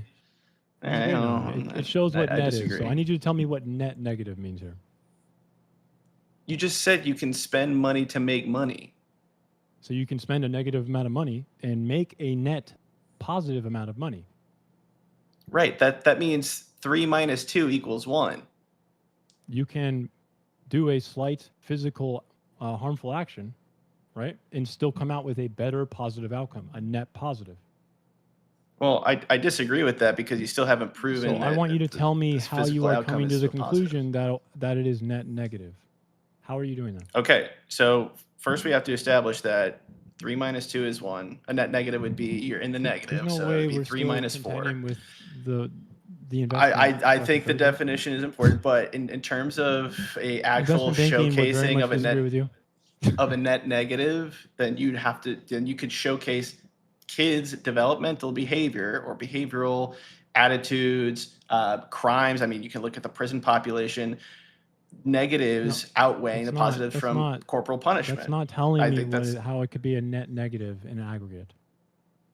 What do you mean? How is that not a net negative? If more people You can are tell me having negative outcomes qualitatively from negative things, okay? But I need you to tell me how you can use the literature or whatever you're putting together, developmentally, right, in whatever developmental domain, to prove essentially your burden, your claim that it is always a net negative outcome. Well, we already showcased the study from the beginning of the negative outcomes. The being literature that there was- supplies outcomes, I know, but you're supplying the Right. word net in your prompt. Tell me what it is Right. doing. I don't know. I'm confused on what you're not getting about my definition of negative here, net negative here. Like, do we have to go back to the study to showcase how many kids were being negatively affected by corporal What punishment does the or prompt say, not? man? It says net negative for their development. That means I you're not just know. saying- I know. No, We've already I wanna talked about- show something. I want to show you something. If I took the word net out right now, this would be a much harder prompt. So right now, it's asking for a net negative outcome. That means even though a corporal punishment in its one encounter or in general might be a negative thing, you have to show how that would lead to an overall net outcome that is negative. Okay, so That do you means think that contending with even the most minor form of corporal punishment right now is not allowed in your framework. we've no already matter what. talked about different forms of corporal punishment. We've already said Well, that some things Castle, may not Castle, look I bad. need you to It may not understand be your, the your same as burden right now, man. I need you to understand your burden. It is not simply pointing out that corporal punishment is a negative thing. It is will always lead negatively to a negative outcome. As in, you need to do more than just say No, they're it's negative. but that's also wrong. It's not always lead to. I've already mentioned in the study that there was a neutral case, right? Cumulatively, it leads to what, man? A net negative outcome, right? Right. Right, correct. Okay, so how are you doing that? What do you mean? How am I? We've already showcased this circuit. If you had, I'll give you an example. If you had, I'm not sure how this is difficult, man. I really don't. if I you don't if you had a understand how it's kid difficult. and they spilled a glass of milk or whatever, what would you do to punish them? Would you slap them or would you say, hey, it's fine, we'll clean it up, whatever.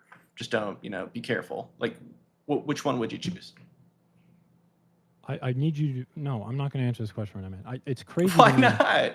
This has to do with the prompt. that you are arguing for, Castle, is specific. It does not say net for no reason, man. Okay, but what would you do? Say your. Oh my god, I can't believe it. Say your thing again. So if your kid What's spilled the a question? glass of milk, how would you punish them? Would you slap them or would you tell I would them, not schedule to be an event careful? of light spanking, man. If you remember my opening, which you said was ChatGPT for some reason, I didn't gave say a very that. That's- clear image of a very serious action. Did I not? I know, but I'm talking about this example. I already answered Would it it. be- I would it not would it be schedule any to different? slap my child. You would schedule to slap your child? I said I would not, my friend. Okay, so what would you do? I would use a non-physical, non-corporal punishment treatment. Yeah, it's funny because I actually don't remove non-physical tools from my framework. Do I have Okay, to but why would remind you do guys that again, or- instead of? But why would you do that instead of like a No, light it's like slap you or guys never whatever? listened to me in my entire fucking opening. I said Okay, but that why? if he changes his mind, if he shows clear remorse, I will cancel the event. Wait, you just said you I'm weren't not, I'm gonna not use. rejecting any of your framework. The actually, the real problem here is that you, in a net negative, have to show that categorical exclusion is justified here. You have to show that any amount of corporal punishment, I mean any amount, is going to lead to a net negative outcome. Do you not understand that? Yes, and that's why we've been asking you what the positive outcome Okay. is, and there are none. That's not what I can do. If there's no literature to show how the framework that I have can be ruled out negatively like you want, how am I going to do that in the inverse? Okay, so I know that No, you don't answer want to that question. answer. Answer the question. No, I If mean the I am literature answering it, right but now, the literature does not apply to my framework like you want it to. You want, light spanking literature, all these things. I can go through it with you one by one. I can repeat to you exactly what they actually mean. Allen Pay, Taylor, you name it. Gershoff, I already asked Lethe about the transmitting, how it transports. You guys have just invoked studies, like you know what they say, but you have no idea what they actually can do. What I'm telling okay, you but is that you're the studies proving- you guys are citing, the literature you're citing, does not apply to my framework. How am I supposed to give you evidence then in the positive if your studies and all the studies can't even apply to my framework? because Sirka, I just asked you about an example, and you're literally talking about how the studies are proving our point. That's why. No, I didn't. You just said you wouldn't hit your kid. I said I would not hit my kid. Right. I never Why excluded not? that. You are the one who has categorical exclusion in your prompt, not me. I'm okay with doing non-corporal punishment almost all I the time. know, If but you- if why you wouldn't remember, you do not? Why are you okay with because that it's over not the corporal best punishment? tool in every circumstance. Not every scenario. Okay, I thought that that's was all I'm obvious. saying.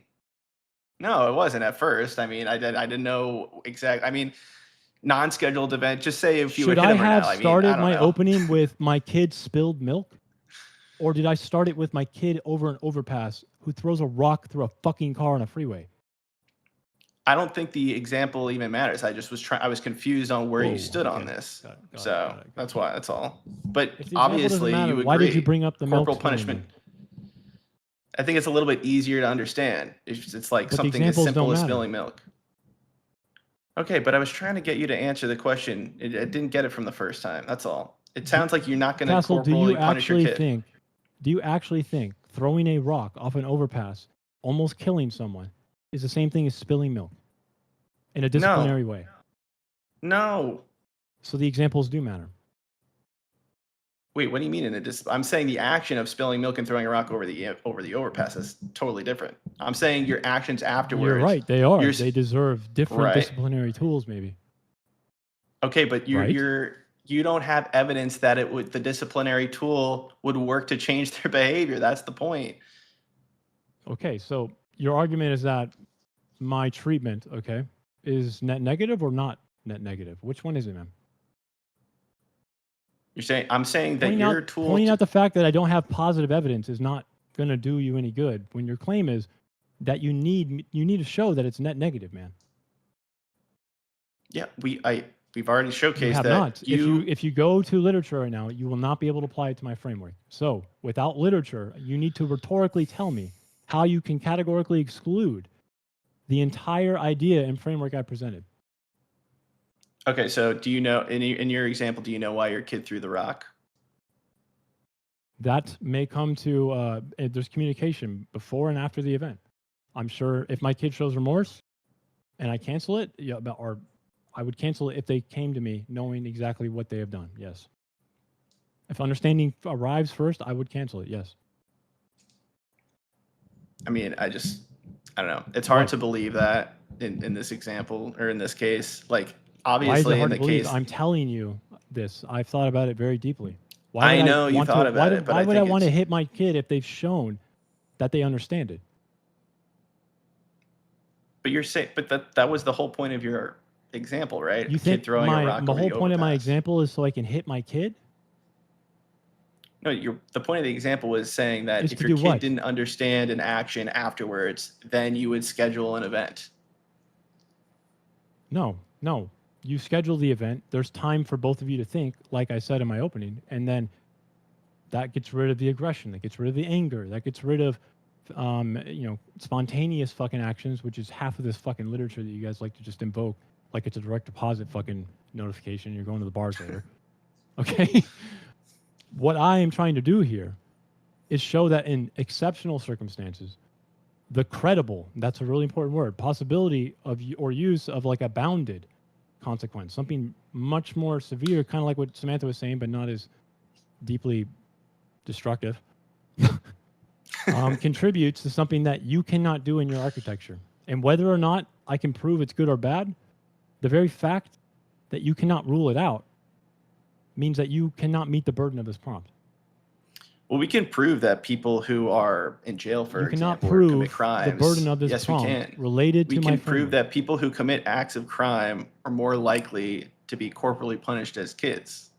That does nothing. That literally means nothing. It's irrelevant to what I just said. Do I need to repeat Okay. it? No, you don't need to repeat it. I'm just telling you, in your example, the reason, the most likely reason. How did what you just said, how is that going to now connect, transport? I love that word. How are you transporting that to what I said? Where is the connection? Because it's showcasing a negative outcome, circa. Throwing a rock at a car or overpass is a negative outcome. No, how are you saying that you can exclude my framework using your evidence or literatures? What do you mean? How can I exclude your framework? What do you mean by that? So you Clear. are categorically in your framework, you have to categorically exclude the idea of corporal punishment. That means you are no longer having access to another tool that otherwise, for some eligible children, might be a credible possibility to show them the seriousness of what they've done. Are you not aware of this? Yeah, like I said, there's no credible evidence showcasing that corporal punishment will. I don't need to change a show kid. credible evidence. I just need to show you that, and I don't know how to make it any more clear, that you cannot say it doesn't or can't maybe work. You have to say it might, right, Castle? No, because that's where the whole No, negative how? argument How can you stems say from. no then? How can you say no? Because you're making it an absolute. You're saying, oh well, if we don't know for sure, I'm not then it using an can't be a net exception to the negative. rule. This is a real child here, right? You cannot rule out the possibility that it might actually be beneficial to a different child. Children are different. And the literature Sure, that you but- want to keep relying on, man, does not apply to what I'm saying. But Circa, you can take that example and just apply it. You can go to infinity with anything using that type No, of. what? I don't need to do that. All I need to prove right now is that you cannot rule it out, which means your prompt and your burden are something that you can't do unless you can show me right now and tell me how you can rule out my framework. Well, I don't think that there's anything I can say to change your mind. I just think it's a silly argument. I could There say is if you can actually prove what you're trying to say. no, Circa, using your argumentation, you could say that me chewing on glass will make me not want to kill someone. Like you just No. like you. What you're you trying are to do saying is that, categorically exclude an entire frame of discipline because you are saying that there is no way a single, and I mean literally any time, a single time, no, like any mild form, will lead right. to a That's net but that's negative. not what a net negative is. That's where our Oh whole my. disagreement comes from. That's just not what a net negative is. If I can't Are you exclude allowed one to little in your instance- prompt? Are you allowed to use corporal punishment one time in the most mildest form possible?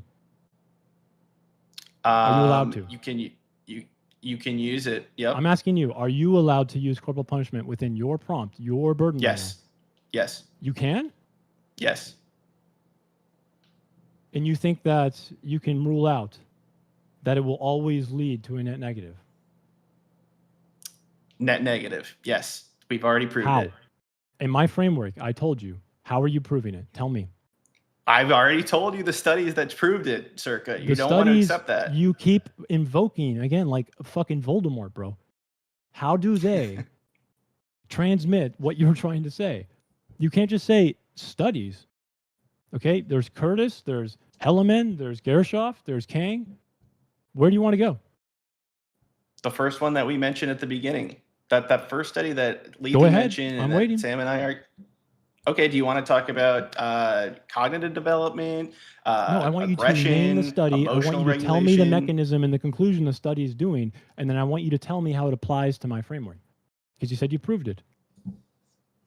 Yeah, we've already proved that it has net negative outcomes. Now, how do you want me to? There's a what study that example? proves net negative outcomes, like literally. Yeah, literally. There's like literally it proves that net negative outcomes for every single scenario. Are you Based kidding? on the corporal. All right. So You know I what? don't know- Actually, I don't know I'll why tell you you- what. Nope. It's perfect. It's perfect. It's okay. This is the clock is up. Would you be so kind as to drop the links to the studies you're referring to, Castle, in the chat for us? We're going to move on to the last championship round, but that is a perfect opportunity for that because I'd love for everybody to be able to see the studies that you're referring to.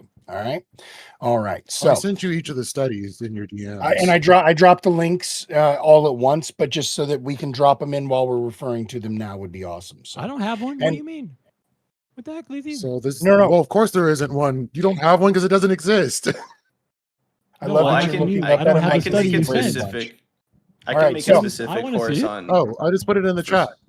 Yep. Thank you. Perfect. That's all I needed, Lethe. All right. Now we're going to move on to our final round of the championship debates. So Drazi versus Maida. One more time, 15 minutes is on the clock. You are welcome to reference what they were saying, pick it up where they were going, or take it someplace else. I'll start the clock when you start to talk.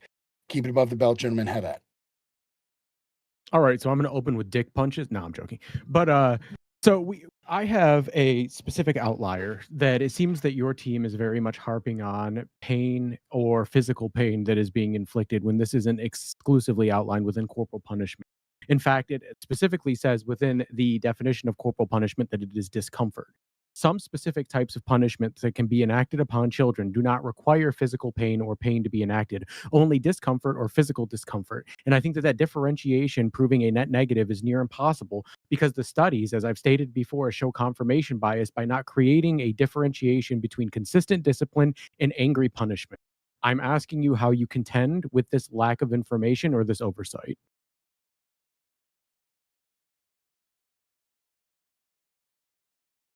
You're muted, my friend. We don't have to. We've already had your side saying it's okay to hit kids. Samantha fucking went on a whole tirade saying how we should literally be fucking China, which was absolutely That's insane, great. along I'm with not everything Samantha. else. Well, I'm not Samantha. I'm asking so- you to contend with my argument. If you want to do this, Yeah, Castle because I'm not actually- racist. Be China. No.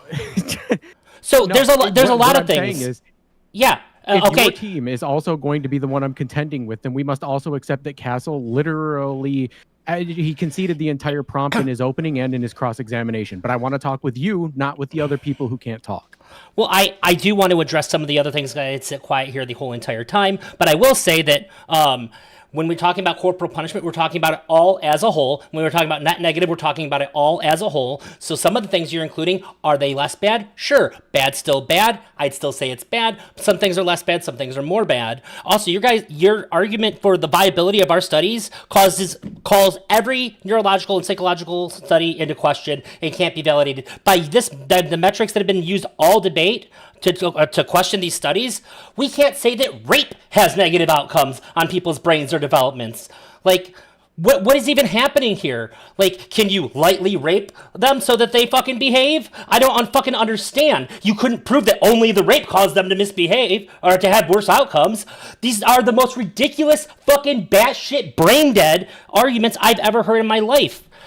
What Which more? I agree. And another one just came out of your mouth with a drastic conflation between sexual assault and actual corporal We're talking punishment. about Can you tell me causing exactly- harm in order to correct behavior. No, we're talking about and you can't, and it can't be proved, or it can't be proved because it's not the sole source. Discomfort is the same as causing harm. Semantics. I don't have anything to say to you It's because you're not just. semantics, It just to is be clear. literally semantic. It's harm means that if you wanted to. These both can mean the same thing if Yeah, you we're want not them engaging to. with harm. Discomfort is specifically specified and has different definitions under the APA. This and is the a part AAP. of it. So, but we have to contend with all of it. Yep, We're talking I about the net understand that. negatives of So corporal you have to punishment, contend. not this Yes. one little section over here. We're talking about the No, entirety this of one it. little section. This You don't one get to little have that. section is We're the talking about oversight. corporal punishment, The not part of oversight it. is the problem. Yeah, no, okay. If we're talking about corporal punishment, Where as is a your whole, you have study to so I contend with can- each of its where- individual parts. What are you basing your position Yes or on? no? Every Yes single or no? If we are study talking about shows corporal that it has a punishment net as negative. whole, we have to contend with each of its individual parts. No, we don't. We can look at all forms of it Okay, and then so go. then we Here's, must throw out the idea of corporal punishment. What are we talking about here then? we're talking about all of corporal punishment. Does it all have net negative we're not, effects? 'cause you just agreed that we're studies not. only. You I- just agreed that we're not, and now you're bringing it back. I'm into talking realm. about Are it we in or are we totality not? instead of just an individual piece of it. Yes, and in those individual pieces of it, there are specifically points of oversight which are overlooked as a result of slippery slope fallacies if and that's the confirmation biases that were If done. that is the case, so what? We still have other parts of it that absolutely are. And I'll even grant Well, don't you think I'll that it's even grant awfully you convenient 1%. that we study a certain part of it that shows that the confirmation bias is there, that it is negative, while conveniently ignoring the rest of the study and not actually giving any scientific nature to it? Even in the APA, Where's the AAP this? and the WHO, they say that corporal punishment is a high priority for scientific focus, but never make a distinction or differentiation between angry punishment and consistent discipline.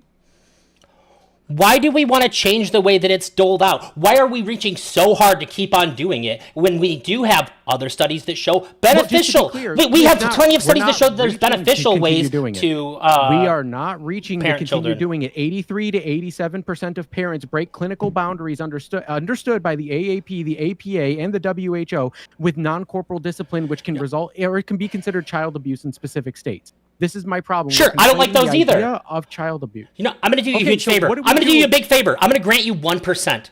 I've heard 1% all night. I'm going to grant you 1% of children are negatively impacted by it. In America, that's 720,000 children. You guys have fessed up to 1%, 720,000 American children suffering negative effects because we want to be bad parents and we don't want to talk to them? Well, it's not because we want to be bad parents. There is no implication of wanting to be a bad parent. There is no established distinction between angry parenting or angry punishment and I guess what you... I have my own what kid. is You don't think outlined that I as got consistent angry discipline. ever? I yelled at my kid Well, no, one 'cause- time ever in a matter of urgency. Never had to hit my kid ever. You don't think I've been angry? You don't think that I had to deal with a teenager who didn't piss me the fuck off? Of course I did. But I never hit my kid. Well, yeah, and that's the outside problem. of one You do circumstance in realize- 18 years have I ever yelled at my child. Which Sure, was and in simply this to get their specific attention. circumstance, what I am telling you is that when you are angry and you are yelling at your child under the established APA and AAP guidelines, yelling is considered a version of harsh verbal punishment and can lead to potentially detrimental Correct. developmental effects in Correct. the child. So you're already participating in the same behaviors that you are trying to condemn, even if not to the same degree. I didn't yell at my child out of anger. I yelled at my child out of urgency. I needed to be heard right then to prevent harm to my child. And when you prevented harm to your child, do you think that all parents who use the same form of yelling that you did are using it in the same circumstance? No, Or do I you don't. agree with I the don't study think that their 83 to child is. 87% No, I are? don't think that their child is 6, trying to go after the dog that got out and is about to get hit by a fucking car. So no, I don't think so. That's why I yelled at my kid. Okay, so then we've established that I didn't 83 have to 87% another of effective parents choice. are participating in are breaking clinical boundaries for what is considered to be non-corporal discipline that leads to these negative consequences. I'm asking you how you create this differentiation while even the own studies that you are using back up the idea of a conflation between angry punishment and corporal punishment. I betcha angry punishment is bad, just like corporal punishment is, even when it's not angry. You're not proving anything. I would You're agree. You're trying to pick apart the studies that exist when they all say the same thing. Maybe if you had one, maybe if you had a single study that said, you know what, this is actually good, or this is actually neutral. That doesn't fucking exist. That's why you guys keep on attacking the Well, no, evidence they that we are have. You neutral. literally Just to be have. clear, your own teammate said they were neutral in his opening statement. Neutral or positive was stated by your own team in his opening statement. I don't need to prove your own team's argument. But nobody said that corporal punishment is positive. It is at worst neutral, or at best neutral, and at worst very detrimental. It literally changes the way that the brain is developed. There's literally changes in the structures of the gray matter of the brain. Of improper, consistent discipline, including non-corporal punishment, can change the way the brain functions. Good. A Let's great not do example of those, this- including corporal punishment. Those are probably a net negative Yes. too. Okay, let's outline those. You can't say that it's not bad because those are why. If those are bad, that doesn't make corporal punishment not a net negative. This is a sidetrack I for am no talking- point. There's no point to it. No, I've already established that there's a conflation between the two. I'm going to outline the specific Even if you- circumstances even if you around conflate it, net negatives of we non-corporal punishments. Your bar for viability is impossible to reach. Yes, because it is an overlooked Yes! Okay, then no classification of no evidence studies can in possibly be the sufficient things for that you then. are- But people No, that have a evidence can be brain and can sufficient read for me. studies, it does. You can control for bias. You can control for can't- bias in this specific circumstance. They did not. How? Because How do you prove that again, only the corporal punishment? How could you possibly prove that Yeah, only the corporal the punishment caused the negative WHO outcome? and the AAP both specifically stated that corporal punishment is studied differently than any other form of punishment or discipline and is considered to be a high priority scientific focus. This specifically lends itself to the fact that oversight and confirmation bias were done, as there's no explicit statement saying that they did not conflate angry punishment and corporal punishment. And there's even, a to really- the contrary, a really specific good thing talks that we of have a angry ton of punishment and not studies. corporal punishment. It's a really good And thing none then of those that differentiate. So thank God that every single study, no matter how it was done, has concluded the exact same thing. Otherwise, we might be able to draw some other kinds of conclusions here. But thankfully, every single study, not a single study has ever supported the claim that that there's any beneficial outcomes to corporal punishment in children. We don't need to prove beneficial outcomes. We just need to prove it's not a net negative. And by having a neutral, fortunately it is for not a me, net negative. every single study that's ever been done, no matter how it's been done, has shown that it is a net negative. It has shown. Then why are we debating? Why are you not debating your teammates? I'm confused here. You're taking a drastically different position than what your entire team has been arguing this whole time. I'm pretty sure my entire you team know this whole what? time Let's has been bring it. arguing that it is a net negative. And you know what? Maybe they just didn't want to hammer on these points. I do. So I am hammering on this Well, that's point that because those points are every, unsubstantiated. literally That's why they every didn't bring single them up. study. No, it's not. Every single study has the same conclusion. Every Sure. single Can one. you show me where in those studies it outlines a differentiation between angry punishment and corporal punishment? It doesn't matter. It literally No, doesn't it does matter. matter, because there is a conflation between the two in every like I said, psychological study that is actually outlined. If there In was, every you know what, study if there was that some is provided. variance, if there was some kind of variant whatsoever that said, you know what, actually, these other studies, they're wrong. This is the one right here. That's never ever happened. Well, just to Studies be have clear, there happened- were actually redactions that were made to the 2013 study that you cited earlier this year that stated that it was actually Cool. How drastically about every smaller single? than How what they about were every originally single claiming. other one? You can pick apart any one study and say that you have an issue with it, but you're gonna have to pick apart every single one because have none, picked apart every zero, single one of them. literally 0% out of all the studies that have ever been done, none of them suggest anything but harm caused by corporal punishment. Again, because It it is is- conflating angry punishment with corporal punishment, and this is the problem. The problem is that there is a conflation being made, and there is a scientific study So- that is being so- done as a result of scientific focus Okay. that is based in confirmation bias. Sure. So every single child that was done in the let's just pick the biggest one, the like 123,000 child study. All that has to go out because some of them also had angry punishment. But I mean, it would seem like if there was also a correlation between corporal punishment on its own, that would also seem to shine through, and it does in every single study. So just because some of the kids might be exposed to it doesn't throw out the entire studies and every single study that's ever been done. And in fact, Except for if the there, fact that you can, if there was literally anything, you can correlate the non-corporal punishment part of that to 83 to 87% of parents who overuse or break the clinical boundaries for non-corporal discipline, resulting in the same amount of emotional damage, if not more, being done because the group that implements corporal punishment is so small in a minority in comparison to what is done to non-corporal punishment. We're talking about a more detrimental thing that is not being investigated as a result of confirmation bias and conflation of angry punishment and corporal punishment. Do you not see this as a large problem within the studies that are being read here? so if somebody gets raped and their brain changes because of it, how do we know that that's not Why do we actually just keep a going to result? rape? Because you're making really stupid points. So I'm trying to take it to an No, I'm extreme not. to get you to see how stupid it is. So somebody gets raped and their brain tissue changes. We're going to go, well, how do we know that that's not also just because they have a lot of really rough sex all the time? How do we know that it's just not the vigorousness and aggressiveness of the sex that they have and then it's not actually That's a just the valid point. rape? No, Sure, it's and I can answer you. fucking not. Correlation being causation. I can establish correlation and causation in the circumstance. Now, You let me guys ask you only another have hypothetical. correlation. You If a only have child- intuition. if I a have child- studies. I answered. In those studies disagree with you because they don't account for the confirmation bias that was partaken. That doesn't on mean were that they outlined. disagree. That does not mean that they disagree. That's not what that means. That means Yes, that it you does, have an because issue. The confirmation that- bias and the slippery slope fallacy can be outlined. Okay, let me ask you this then. If we look at all, You can if we say look it's at all, less credible. That's it. That's all you can say. You can say it is less credible. That's literally it. But every single study says the same thing.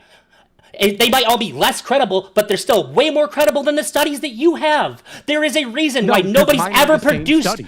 Nobody has ever Mine produced are a the study. same studies. Just to be clear, if you're undermining the credibility of my studies and So- my critiques so of your you read studies, every you are study and go, outlining the same studies. Okay, so cool. So I'm looking at the same study as you, and you're going, well, I have no fucking clue what this means. This means nothing. No, I know exactly what it means, and I actually outlined the difference in the people like you who don't know what it means, where they conflated angry punishment with corporal punishment. And as a result of that, I was able to establish a slippery slope fallacy and a confirmation bias in which I am going to reach out That's to the not what AAP the slippery, and the APA it's about. not what the and I slippery slope specifically talked fallacy about. means. It is a slippery slope fallacy because it specifically states that there No, it's is a not. slippery slope that is within this that requires harsher use or leads to harsher use over time to be effective for corporal punishment. And the same study was never done for non-corporal punishments. This is the problem. It fails to take into account all of the necessary circumstances that are associated with angry punishment, not consistent discipline. Fine, Now, I'm going to ask you a I'll follow-up grant. question. You know what? Fine, I'll If grant you. How about every single other study?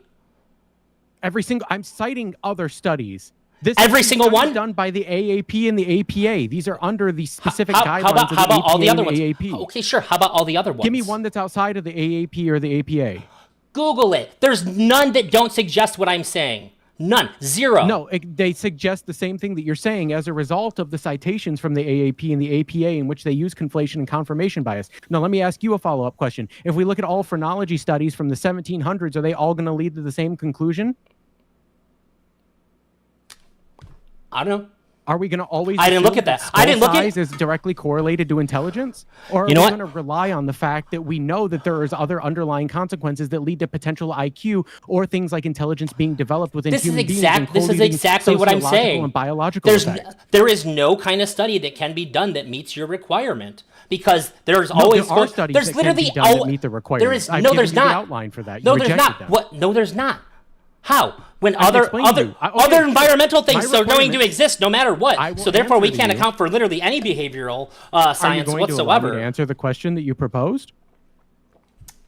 Yeah, but I it's would going like to to answer contradict the what you're. It's going to contradict the main point No, you keep absolutely making. not. If I would require a study that shows a correlation between parents that used corporal punishment as a result of angry punishment and parents who used non-corporal punishment as a result of angry punishment, and parents that used what would be called, again, and this is the own terminology being used, consistent discipline as corporal punishment and consistent discipline as non-corporal punishment, and then being able to decipher what did and didn't cause negative consequences on the developmental cycle or learning of the child. This is all that is required, and this has never been done because it would undermine the studies available. Because even in the studies available, 13 to 17% of children were also understood to be having negative development as a result of non-corporal improper parenting and punishment that were done in the household. It's very funny. It's almost like angry parents are more likely to hit their kids too.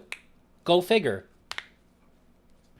I wouldn't Hey, disagree just with so that you know, notion. Drazi, there's a study I put in the chat Oh. in Twitch that actually violent porn is more harmful to more people than corporal punishment. Okay. Thank you that for doesn't that. So dismiss let's not anything do I that said. either. Inflation. real quick. Okay, let me jump in So there. is a bullet to the fucking so- head. So So, Elder, we Yeah. are going to go to you now. We have gotten through our championship rounds. We are to our closing arguments now. Samantha, just so you know, we did lose your video feed. I don't know if that was intentional, but you're going second, so I just want to let you know. So, Drazi, we are going back through the same order for the closings, and you are up first, sir. 5 minutes is on the clock. This is uninterrupted time for you to bring it home. I'll start the clock when you start to talk. So as I've said time and time again, only evidence that exists, the only evidence that exists anywhere that you can find will suggest that corporal punishment is a net negative. There's a reason why they couldn't cite a single study that would even remotely hint at the fact that corporal punishment has neutral or positive benefits. If we can't use this data, then no data is good. These are massive studies done repeatedly. It is to be ignorant of social sciences as a whole to deny them. What we've seen instead are semantic games. We've seen for outright calling for beating the shit out of children so that they don't cause like BLM riots. We've heard calls for being like China because yeah, that's what we need in America. We've heard some of the craziest things, all the way down to like I'm going to lightly touch my child in a way that doesn't cause pain. Which is indistinguishable from a friendly touch then. Like, what the fuck? What if I just, like, puff up my chest and then I touch my kid and it doesn't hurt, then I think I did something there? Like, this is all... the how far that they've had to go in this debate to try to reach for this idea that it's not a net negative, when really all they can do is say, well, actually, I have a problem with your studies. Okay. So, and they're all wrong in all of their entirety. So wrong, in fact, that no possible conclusion can be drawn because there's other environmental things happening. It's insane. And I really don't even understand what drives a person to try to argue in favor of this. If you have kids and you're arguing in favor of it, that sucks really, really bad. Kids don't deserve to get hit. They have no defense against it. This is the same reason why we don't allow police to beat people in prisons, because they have no defense. It's fucked up and it's wrong, and we know that. But somehow when it comes to kids, we're like totally okay with it. And I understand that not everybody here was as extreme as Samantha. I understand what Circa is saying. He doesn't want to do it, but as a last resort. But if you don't want to do it, and it's only as a last resort, and it's only the minimized version, sounds like you seem to understand that something bad is happening here. Otherwise, why not let it be the first thing? Why only make it be as light as possible? I would say that there is an intuition that almost everybody shares that harming another human being is wrong. And I think that we all know that that's amplified the more defenseless that a person is. Trying to justify this opens the door to so many other abuses. And I think that it's really, really unfortunate to even have those ideas floating around in your head. And it's scary to me to want to try and promote the idea that this is anything but bad. Even if I wasn't a parent, I think that it would still be obvious to me. And I know saying that something is obvious isn't an argument, but I've laid out all the arguments. Nothing that has been clearly laid out has been refuted. There's just been nitpicking, saying, hey, I don't like this about the study. I don't like that about the study. But that's all that they're saying. There has not been a clean objection to the idea that it is a net negative. And just to be clear, a net negative means that if you weigh the good and you weigh the bad, there's more bad than good. I don't know why that was a fucking contentious issue in this debate. It just means more bad than good on the whole. If you really wonder if that's the case, just ask yourself, do you think it would be good or bad for somebody to hit you as an adult? Probably not. I would guess that nobody really wants to get hit. I think that most of the time people's responses to being hit are not going to be wholly positive, maybe in the moment. But I bet you start learning how to avoid getting hit more than you're focused on correcting your behavior, which is exactly what all the science shows that kids do. So it makes bad kids better at being bad. It also distances them from their parents. And if you want to have a good relationship with your kid, you're going to increase those odds if you don't hit them. And like I said, even if we grant them 1%, that's still over 500,000 children. I don't know if we're going to pretend like only in the context of this that America doesn't like go fucking absolutely batty, like children are everything that matters in the entire world, which I don't even go that far, but we have to either say that like really children are our number one priority and we really care about them, so we shouldn't hit them, or go, they matter a little bit, we can hit them. I don't think that I've heard anything even remotely compelling. I think that we've heard a lot of silly talk. We've heard, and I guess I only have a few seconds left. I would say, Maida, I would welcome the studies that you suggest. It just doesn't disqualify the entire body of work that came before it. Of course, that study would be good. That would be great to have. And I would love to bring it up to anybody who thinks they should hit their kids as the primary source. But just because you can do it better doesn't mean you shouldn't have done it at all, and everything that came before it is moot. That's all I got. All right. Cheers. We're going to go over to you now, Samantha. 5 minutes is on the clock for you. This is uninterrupted time. Your closings, put a cherry on top for us, man. Fine. The other side has repeatedly told us that the research is overwhelming, but repetition itself is not proof, right? That what they've shown is associations, children who experience corporal punishment sometimes also show higher rates of aggression, anxiety, behavioral problems. What they have not established is like the claim of the debate, right?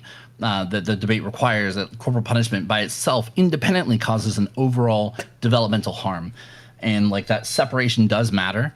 gotta If a read study this cannot fully separate corporal punishment from pre-existing behavioral problems, family stress, parenting style, frequency, society, socioeconomic conditions, and other influences, then it cannot simply conclude that corporal punishment alone caused that outcome. Even when researchers are using stronger controls, the measured effects often become much smaller. The evidence also varies depending on how corporal punishment is defined, right? How often it occurs, how severe it is, the age of the child, and the cultural and family context. So, like, we are not arguing that harsh punishment is harmless. We're not defending abuse, and we're not claiming that parents need to use corporal punishment, right? It's much simpler. The proposition made a casual claim, and they have not met the burden of proving it.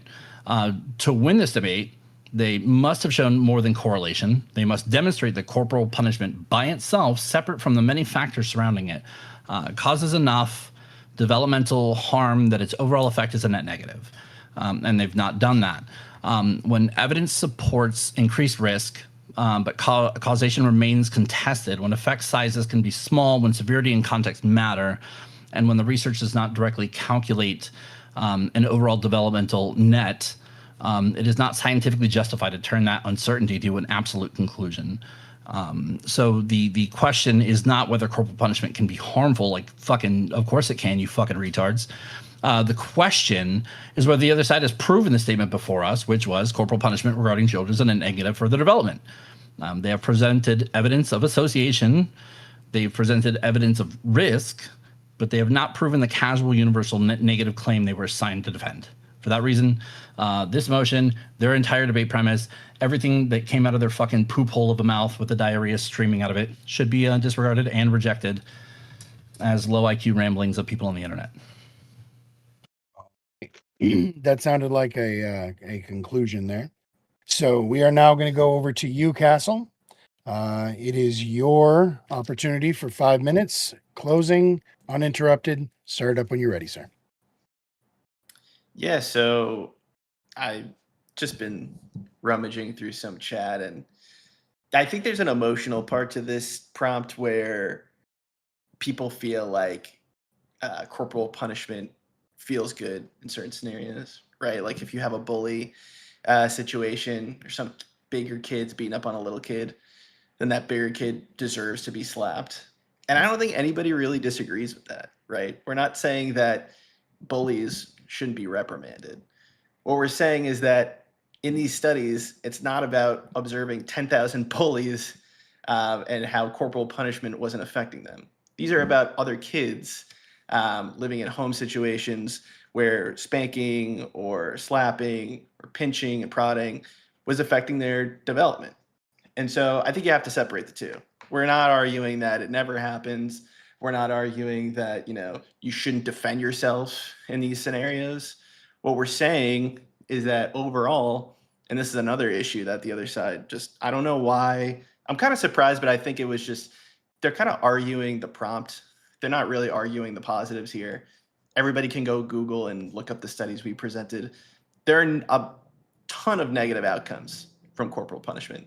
Nobody's saying that there's positive outcomes from it, but they're saying that because we don't know every scenario that could happen, what if there was one positive situation that came out of this? That still doesn't mean it's a net negative, right? Net negative is part of the debate prompt. If you have 20 people who came out of a situation where there was corporal punishment and they had a positive outcome, let's just, for example, say 20 had a positive outcome, and then 30 had a neutral outcome, and then 60 had a negative outcome. That's still a net negative. Even with positive and neutral outcomes, which we still admit is not the case based on these studies. Obviously, there was a neutral element to one of them that we cited at the beginning. But we know that a clear majority of the time, that corporal punishment has negative outcomes for child development. That's what net negative means. It doesn't mean you need just one positive case or even multiple positive cases. I even admitted and might have tried to say that this was something that I admitted for their argument that corporal punishment can exist in our situation, and that even if a positive case were to happen or a neutral case were to happen, it means our argument is moot. No, even if that were somehow the case in a hypothetical, Net negative still means there are more negative cases that happens than positive cases. So I think it was really just one side debating the title prompt more so than arguing that there could possibly be a positive or neutral outcome from corporal punishment to children. And I just think they were trying to be pedantic with what net negative means. And I don't think they came to a good conclusion. I think they failed at that. And I think we cited enough on our side, and people can even look it up themselves, that corporal punishment is a net negative. So the data is on our side.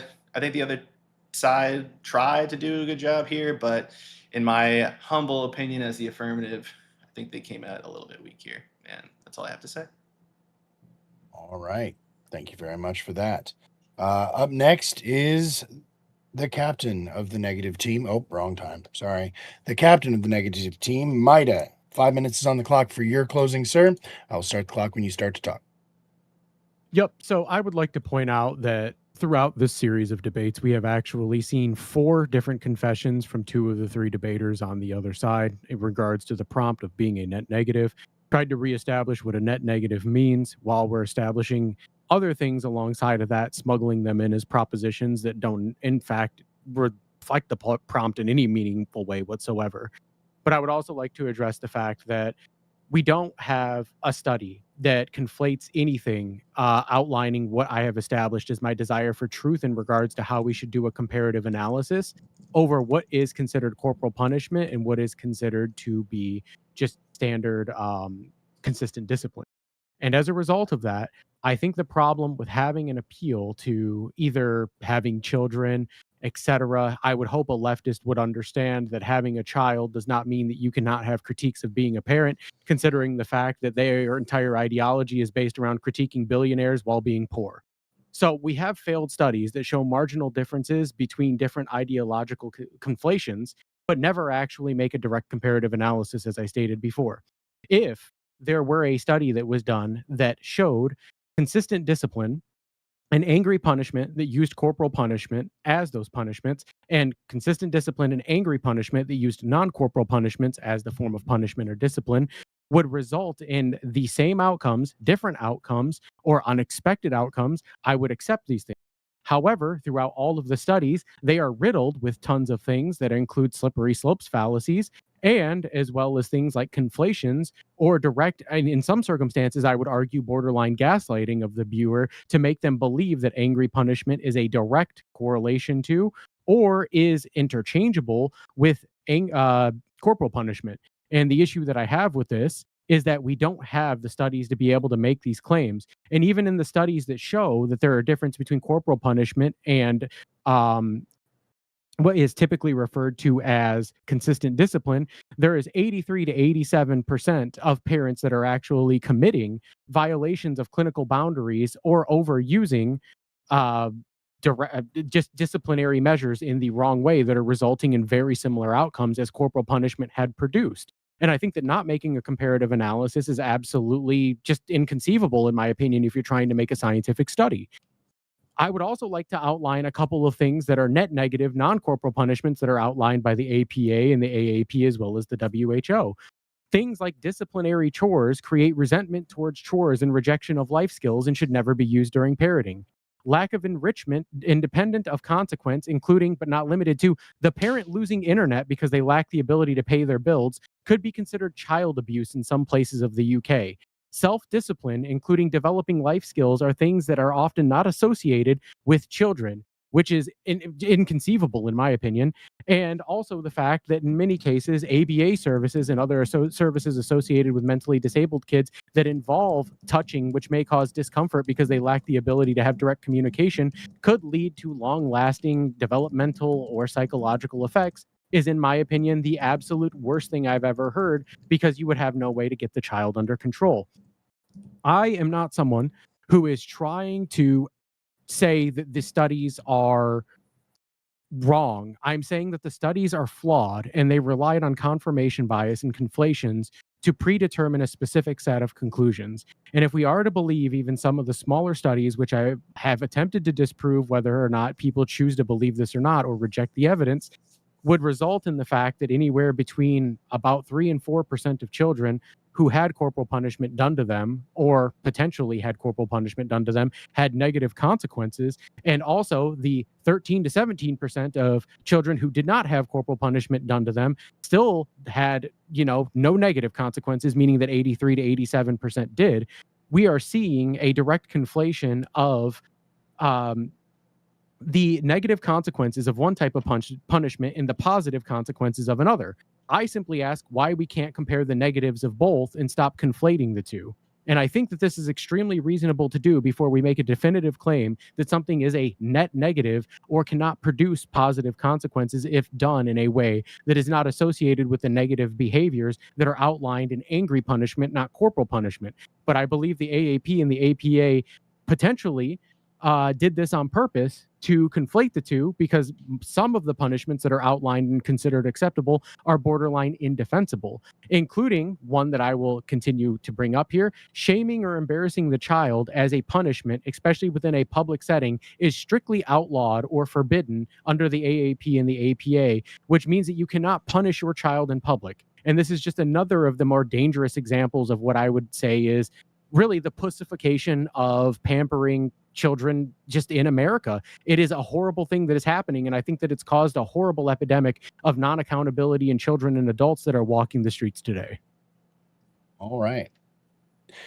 Lethe, your response to that, sir. 5 minutes on the clock, uninterrupted closing. Start up when you're ready. Oh, that was a whole lot of, I have nothing to prove my end to this.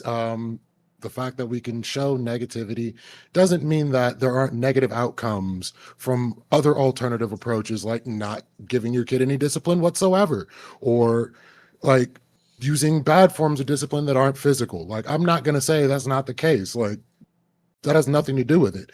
There are no positive outcomes that have been shown tonight from corporal punishment. There's not in kids, there's not in adults, there's not even in animals. Like, cut it out. So I'm going to go to, where is it?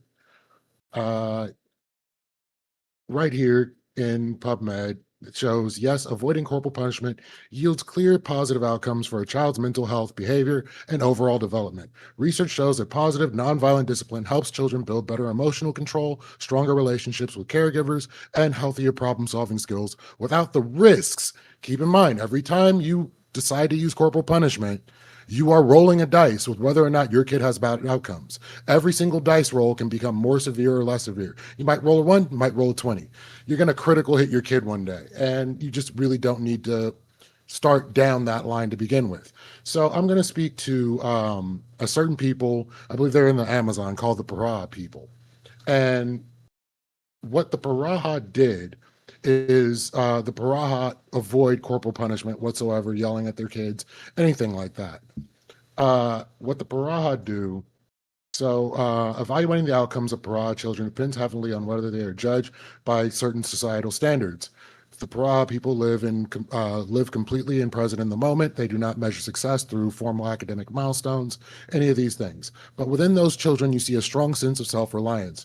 Children are treated as equals to adults early on. Parenting involves letting children learn from natural consequences, such as touching fire, handling knives. Upon weaning, they are expected to quickly become accountable for finding their own food.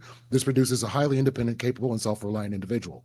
They have high contentment and low stress. The anthropological accounts, primarily by linguist Daniel Everett, frequently note that the Paraha are among the happiest and least stressed populations because their culture heavily focuses on immediate present. Children grow up free from Western concepts of anxiety, depression, or long-term exposure. So these can be some of the things that you're saying are leading to the negative outcomes, but at no point can you show that there was a positive outcome coming from using this particular type of punishment. Going back to this, the linguistic development. Paraha children acquire higher complex tonal native language primarily through overheard speech and maternal humming rather than direct face-to-face or instruction or baby talk. So this means that communicating with your kid early is going to build better connections in their brain rather than trying to change their behavior through physical actions. They tend to be bilingual. They have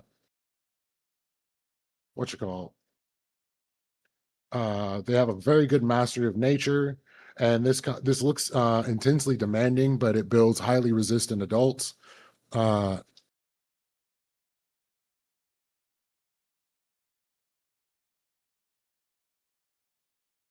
So looking down the line of the Baraha, they don't use traditional discipline. They don't scold. They don't physically punish their children.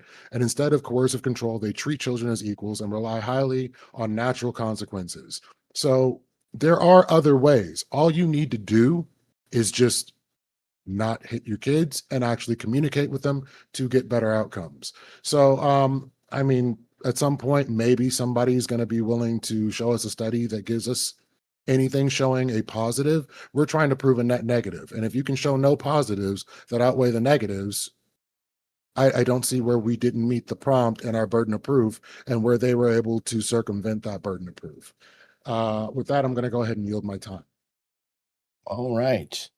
Well, then in that case, we have one debater left here. That is you, Circa. 5 minutes is on the clock. You are the last one to speak. Go ahead and bring it home for us, sir. You must unmute first. I know. My computer's fucking exploding. Sorry. Cheers. Okay. I think I heard Lethe saying there that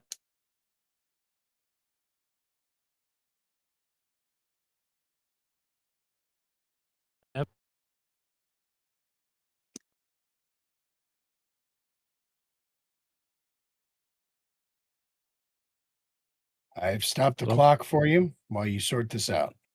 Can you guys hear me now? We can now. Can you hear Okay, us? sorry. I don't know why Discord was like constantly freezing. It does that. I think I All right. heard Lethe say that inevitably I will escalate to assaulting my child. Like it was assumptively just or presumptively something that would end up happening. I found that kind of in line with what Maida was saying, even though he was referring to literature. But you know, we would just someday escalate it. I think. But I also heard that Elder say something like, "I'm a bad person because I want to hit my kid," and once again, no, that's not my position. I don't know why you want to turn my position into something that I'm not arguing, like a phantom in the room. Maybe it's a little bit easier to argue against, but I grew up with an alcoholic stepmom who did beat me, so I do know what it was like. I know what it feels like when an adult is angry, or for her, whenever she drank too much, it was like she changed her name and turned into someone else because she was really nice when she wasn't drunk. I also remember one event completely differently. And this is when my brother and I, he's my stepbrother, but I'll call him my brother, we threw dirt clods at a neighbor's car that was brand new. And it ruined the car, completely obliterated the freaking paint on the side and put dents. And I got one of these essentially scheduled light spankings in advance. And I'm not telling you that my childhood is going to like somehow overcome studies and appeals to them. Obviously, it's not going to. But it does kind of hint at what we're talking about here. I'm telling you that these were not, my experience is not the same experience as what you might find in those studies. That's just a fact. Now, you don't get to throw in both of them at me and say that, you know, I just want to hit my child as an adult. You know, take all the disgust from the crazy studies and things like that, and then act like you've proved something when not a single one of you, and I mean literally not a single one of you, were able to actually define a single transport mechanism within the studies. It's almost as if you act like they all actually say the same thing. Why do you think there are so many studies? Because they can't all actually have all of the answers. So to me, it felt lazy. It felt really lazy. Because you don't just get to fill in the gaps like it's a fucking puzzle. And then you're missing pieces, which is what was happening here. And then you're like, I'm just going to fucking make one and put it into the damn puzzle. That's not how this works. If you actually cared about science, Elder, you would actually know this. You know, actually trying to learn these things. So if I actually wanted to hit my kid, by the way, my framework does not do it when I'm angry. It does not happen when I feel that he's afraid of me. why use something else if it works better? Why cancel it if he already understands? All of these things I'm saying in my framework, I would do. The point was never, again, like I said in my opening, I'm not looking to collect a physical debt for my child. So I really don't understand why we're confusing the willing option, preserving an option, with wanting to like actually hurt my kid. And then there's something wrong with this resolution again. There's a net negative. Net does not mean you found pain. Net does not mean discomfort. It does not mean risk. It doesn't mean you have found one negative effect even. It means whole developmental balance, like you guys have been saying. So you need to show me the harm. Show me the mechanism causing it. We didn't hear that. It's too late now, but now I don't think we're going to hear any proven for the rest, because after all of it, again, the argument is still, but you hit a kid, or you're a bad person for wanting to hit a kid, which again, none of that is in my argument. None of you explained any developmental effect or any mechanism why. Disgust, like just saying disgustful things because it sounds like something people would disagree with. Why would you want to hit your kid? Is not an argument. In fact, again, it's just lazy.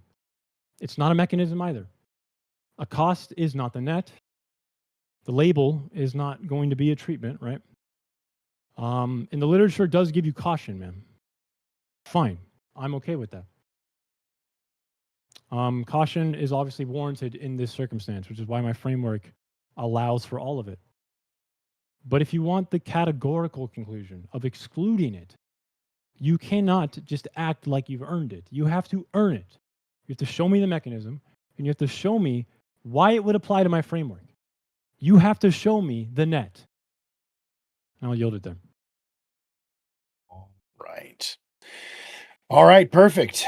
Well, that is all of the debaters, all of the closings, all of the cross-examinations, and all of the arguments. So we are now to the voting. I'm going to ask you out there in the chat, first of all, to click that link. I'm going to send this over to, is anybody streaming on other platforms, or is everybody who's streaming in the chat with me? Yeah? All right, cool. Then in that case, yep, but you're in the chat with me, so everybody can see that. So, all right, so click that link. It costs you nothing.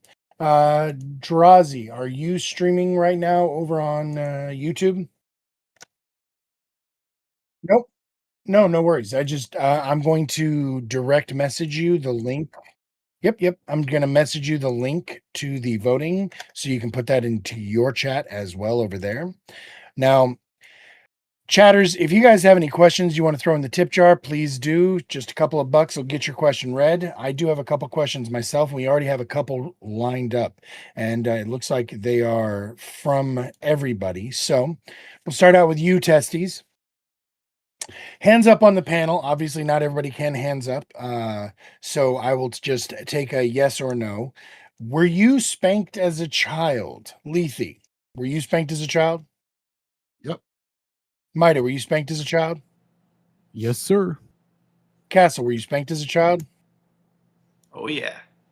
We already heard your story, Circa, but just for the go around, were you spanked as a child?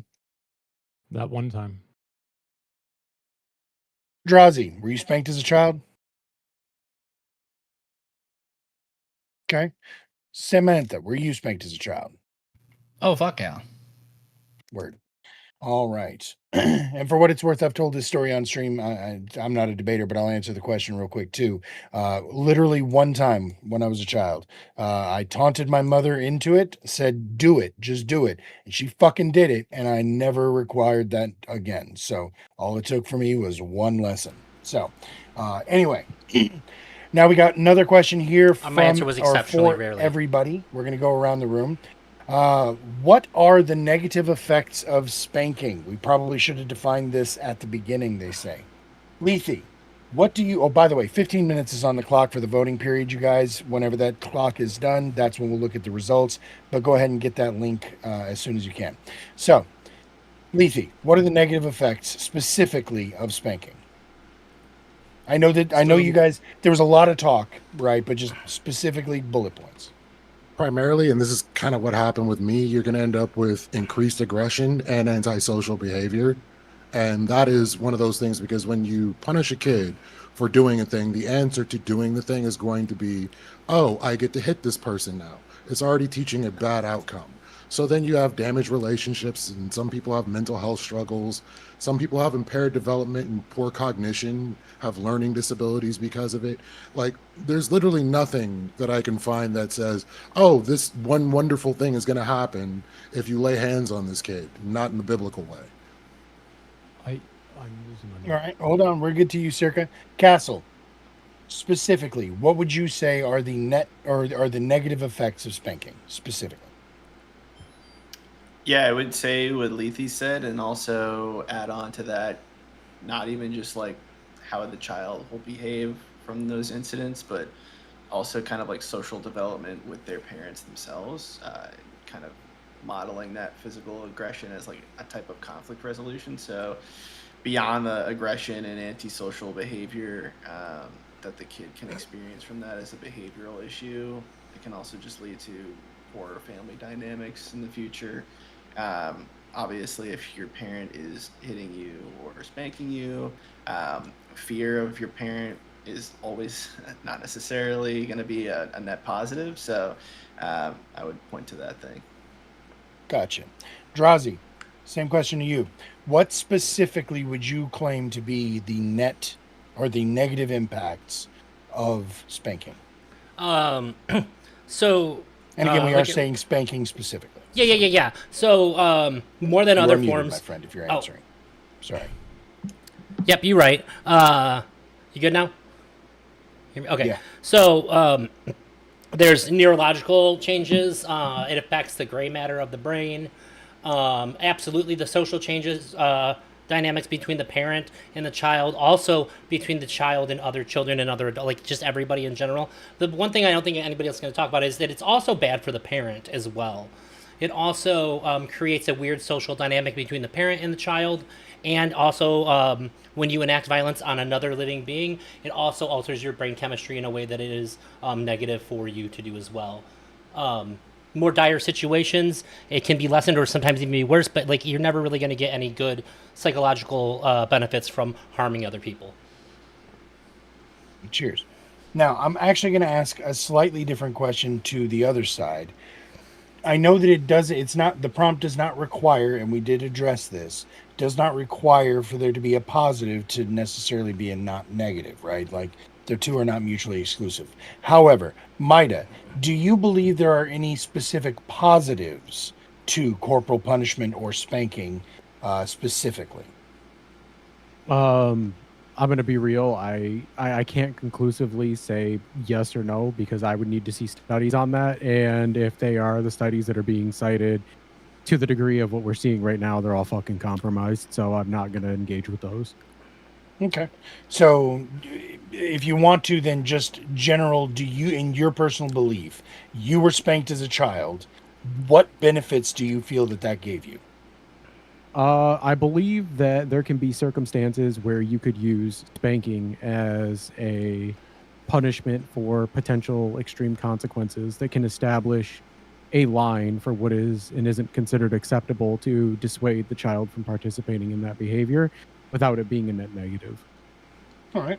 And Circa, I'm going to ask it the exact same way for you. As someone who was spanked as a child, what benefit, if any, do you think you gained from that spanking? Remember, it was one time, like your instance. It was. I remember because, like Elder, I want to say this actually. So Elder mentioned that he didn't understand when I said that a child's whole world is pretty small when they're 8. So I was somewhat young, right? And during that age, your parent is kind of your entire world. That's what I mean. I think I was 8. The point is, it is true that because of that, your parent, when he scheduled that for me, it felt very like there was a big gravitational effect to it. He didn't actually spank me hard, or when the moment came, it was almost anticlimactic. But I do remember the seriousness of it because, it was scheduled. It wasn't like all spontaneous.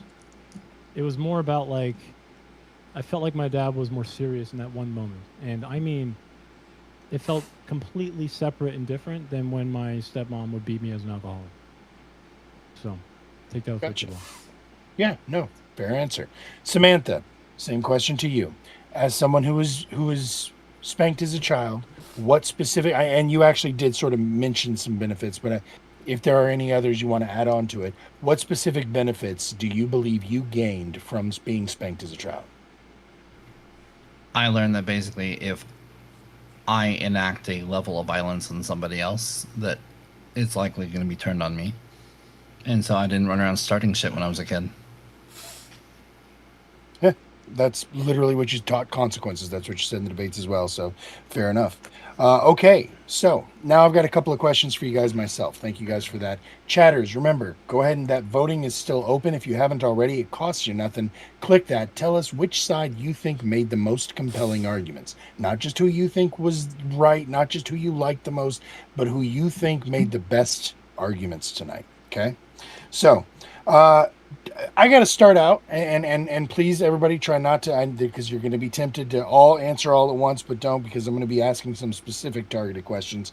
Drazi, what was the context of the China reference? Because I don't remember China being mentioned, but maybe I was wrong. Maybe I missed it. What was that? You said something about being like China. What was that about? Yeah, sure. So when Samantha was going on like the rampage and saying like mentioning like not hitting kids leading to like BLM riots and stuff, they also said like they hit kids in China and like just made a reference to like comparing kids in China to kids in America, which I thought was absolutely crazy. So I had to mention it. And it was just Gotcha. sort of one piece of like the totality of things that I thought were really crazy that I heard tonight. Got you. Okay. Now I've got a second follow-up question from there. Do you believe that there is ever a circumstance where spanking could be appropriate? I think that there's, I mean, I could even go further if we say if is there ever a circumstance, yeah, like if your kid has a gun pointed at you or somebody else, like you kick them in the fucking head, whatever you can do to immediately get them to drop that weapon. And I do think that there might be something in between there, but I would say that it would only be if that circumstance, in that instance, in that moment, you're preventing an active harm that is going to be less significant than the harm you're inflicting on that child. And I think that the fact that they are a child does up the amount of harm comparative to then just like how much ouch it's going to be. Right, fair enough. Maida, next question's for you. So Yes, something sir. that you said, you sort of implied that just because one thing is bad doesn't mean that the other thing, or that the other thing is like, so when we were talking, or when you guys were talking about the negative impacts of spanking, and you said, but we also know that there are negative impacts from these other types of discipline. Why are we not talking about that? You do agree that that is a pivot, in that just because one of those things is also bad doesn't change the fact that this one is bad, correct? Like, can you kind of explain to me why that was relevant to you, or why that's not sort of a non sequitur? Yeah, sure. Because there was a study done on parents that use non-corporal punishment, and they determined that 83 to 87% of parents overuse or break the clinical boundaries for non-corporal disciplines as punishment. And as a result of that, we can see that only 13 to 17% of parents are actually implementing the outlined, I guess, acceptable punishments or disciplines under the AAP, the APA, or the WHO. And there's never a comparative analysis that is done between parents that use non-corporal punishment incorrectly and parents who use corporal punishment, even what you would argue is correctly, even though the AAP and the APA never outline a typical use case for corporal punishment. And this is a thing that I have the problem, as I stated Okay. as multiple times during the debates. Yep. All right. Fair enough. Now, that actually leads perfectly. I couldn't have segued that better. Castle. There were several different definitions of corporal punishment thrown around throughout the course of this debate. I would love to get everybody's, but I'm going to ask you specifically because I believe you were the one who were citing things or were citing groups that had things marked as being corporal punishment that I would not have considered to be. So would you please define what corporal punishment is to you? To me, is just anything that you're doing physically to someone that could inflict harm or pain. Obviously, the other side can take that as low as they want. Say pinching someone could be considered corporal punishment, and obviously we've talked about spanking. So I think that fits into the definition. If you want my simple. Okay. Well, so would standing in a corner be considered corporal punishment to you? Yeah, so I know that again, the other side mentioned some pediatric association. Was it somebody else from the other being side? But it timeout. was when they were talking to you, I think. They were talking So- about like timeout. I think being considered like some type Yep. of corporal punishment. I don't know if the specifics. So what was do you literally just consider? standing in a Yeah. corner? I don't consider that corporal punishment. If the pediatrics association wants to say that, then they can. I'm just going off of the dictionary definition. Okay. And that was one more time something that causes pain or discomfort. Yeah. Okay. All right. Does that include vaccinating your kids? Because a shot is pain. Samantha, you've got a question coming. Don't worry. So, okay, because I knew exactly that. Literally, I was gonna put the ball on the tee for you. So, Samantha, would you explain to me what benefits you see coming from putting someone, especially someone developing, into an uncomfortable situation?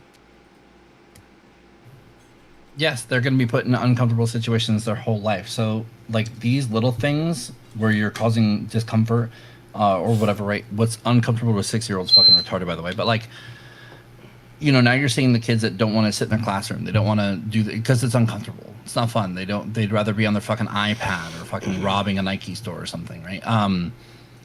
But you're going to be put in uncomfortable positions your whole life, in your workplace, in school, in whatever you got to do. There's uncomfortable positions, and if you cannot get comfortable being uncomfortable, you are going to fucking crash, burn, and fail, and be a useless little fucking cuck your whole life. You okay? So, Lethe, I'm gonna actually challenge something you said there towards the end about the tribe. I don't remember what you said their name was, so I won't even try. Raha. Yeah, there. So I just want to clarify that you support their methodology of child rearing.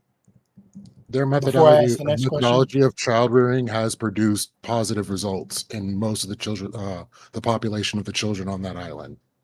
So it is better in their culture. They have had more positive outcomes by allowing children to learn consequences through second-degree burns and butterfly stitches rather than spanking. In this case, yes, they understand what's going on. There's no reason to actually put that on the individual itself. So, like, the negative outcomes that could come from whatever injury, they're not going to internalize and associate that with any particular action. Maybe they're afraid of fire at this point, or whatever the case may be, but they learned a lesson and they're not going to put their hand in there again. I don't particularly want to let that happen, but I think that's one of those things we're afraid as parents to let our children fall sometimes. But letting them fall and letting them make mistakes, like we all have bumps, bruises, and injuries, is an expectation. All right, fair. One more question. This one, I'm going to go back over to you, Circa. I would like to hear your definition for corporal punishment, because one thing that did sort of derail during you and Drazi's conversation was the definition of light spanking. I want to first clarify that I actually did understand the argument that you were making, which was basically that the threat of consequence or fear of consequence can oftentimes be sufficient. And so in those circumstances, you can withdraw the actual consequence and the same outcome, the same benefit came about, right? However, Correct. when you were talking about the difference between light spanking and hitting, do you agree with, I believe it might have been Mida, what constitutes corporal punishment in your mind? And are all of them going to be a threat of consequence situation, such as if you consider corporal punishment to be standing in the corner, threatening you with what is corporal punishment to you, and does it always apply with your threat of escalation? Okay, so you're not going to get a clean definition from many of the places that the affirmative cited from. There's the AAP, the insert another 3-letter here. There's the WHO. Yeah. I tend to think that corporal punishment is the most general one, which is any punishment on a child from a supervisory adult, right, intended to cause physical discomfort or physical harm. So it's not corporal punishment to have a child stand in the corner. It becomes, or is possibly, corporal punishment once it starts to hurt for them to stand there, or if you put them in a weird position, or if you tell them to stand in an awkward position from the get-go or hold something. It's functionally, for me, I think the cleanest way to describe it is if a supervisory adult punishes a child by using physical harm or physical discomfort. Okay, but the threat of physical harm is not in and of itself corporal punishment? I never said you have to slap your child. Right. No. Or I didn't slap say your that. I'm asking if the threat of corporal punishment is in and of itself corporal punishment. The credible possibility of it is not corporal punishment, no. Even though it would cause you anxiety and therefore discomfort by your own framework. It has to be physical discomfort or physical harm. Anxiety can absolutely lead to physical discomfort. Okay, so but that would muddy the water so much that all forms of discipline, even the non-physical ones, It are would, now wouldn't it? subject. Yeah, it would. Good call. Interesting. Yep. All right. Fan-fucking-tastic. So, thank you all very, very much for tonight's debates. This has been a blast. We have actually reached the 10 o'clock mark anyways, so we landed that perfectly. We got a little bit of a late start, but we managed to get it done on time. So let's see how the vote turned out. Remember, everybody, it's just for fucking show. The votes don't actually matter, and it's not like we've got any actual credibility going on this. But I still want to know. Where did you guys land, chat? Was it the AF or was it the neg? It was the AF, but closer than I'm sort of surprised. So we're going to call that a 6-4 win for the affirmative. But at the end of the day, it was a great debate, and I think we all won. So thank you guys very, very much for showing up tonight. I appreciate all of y'all. I appreciate y'all keeping it above the belt. I know that there's some that was a very delayed fucking applause. Thanks, guys.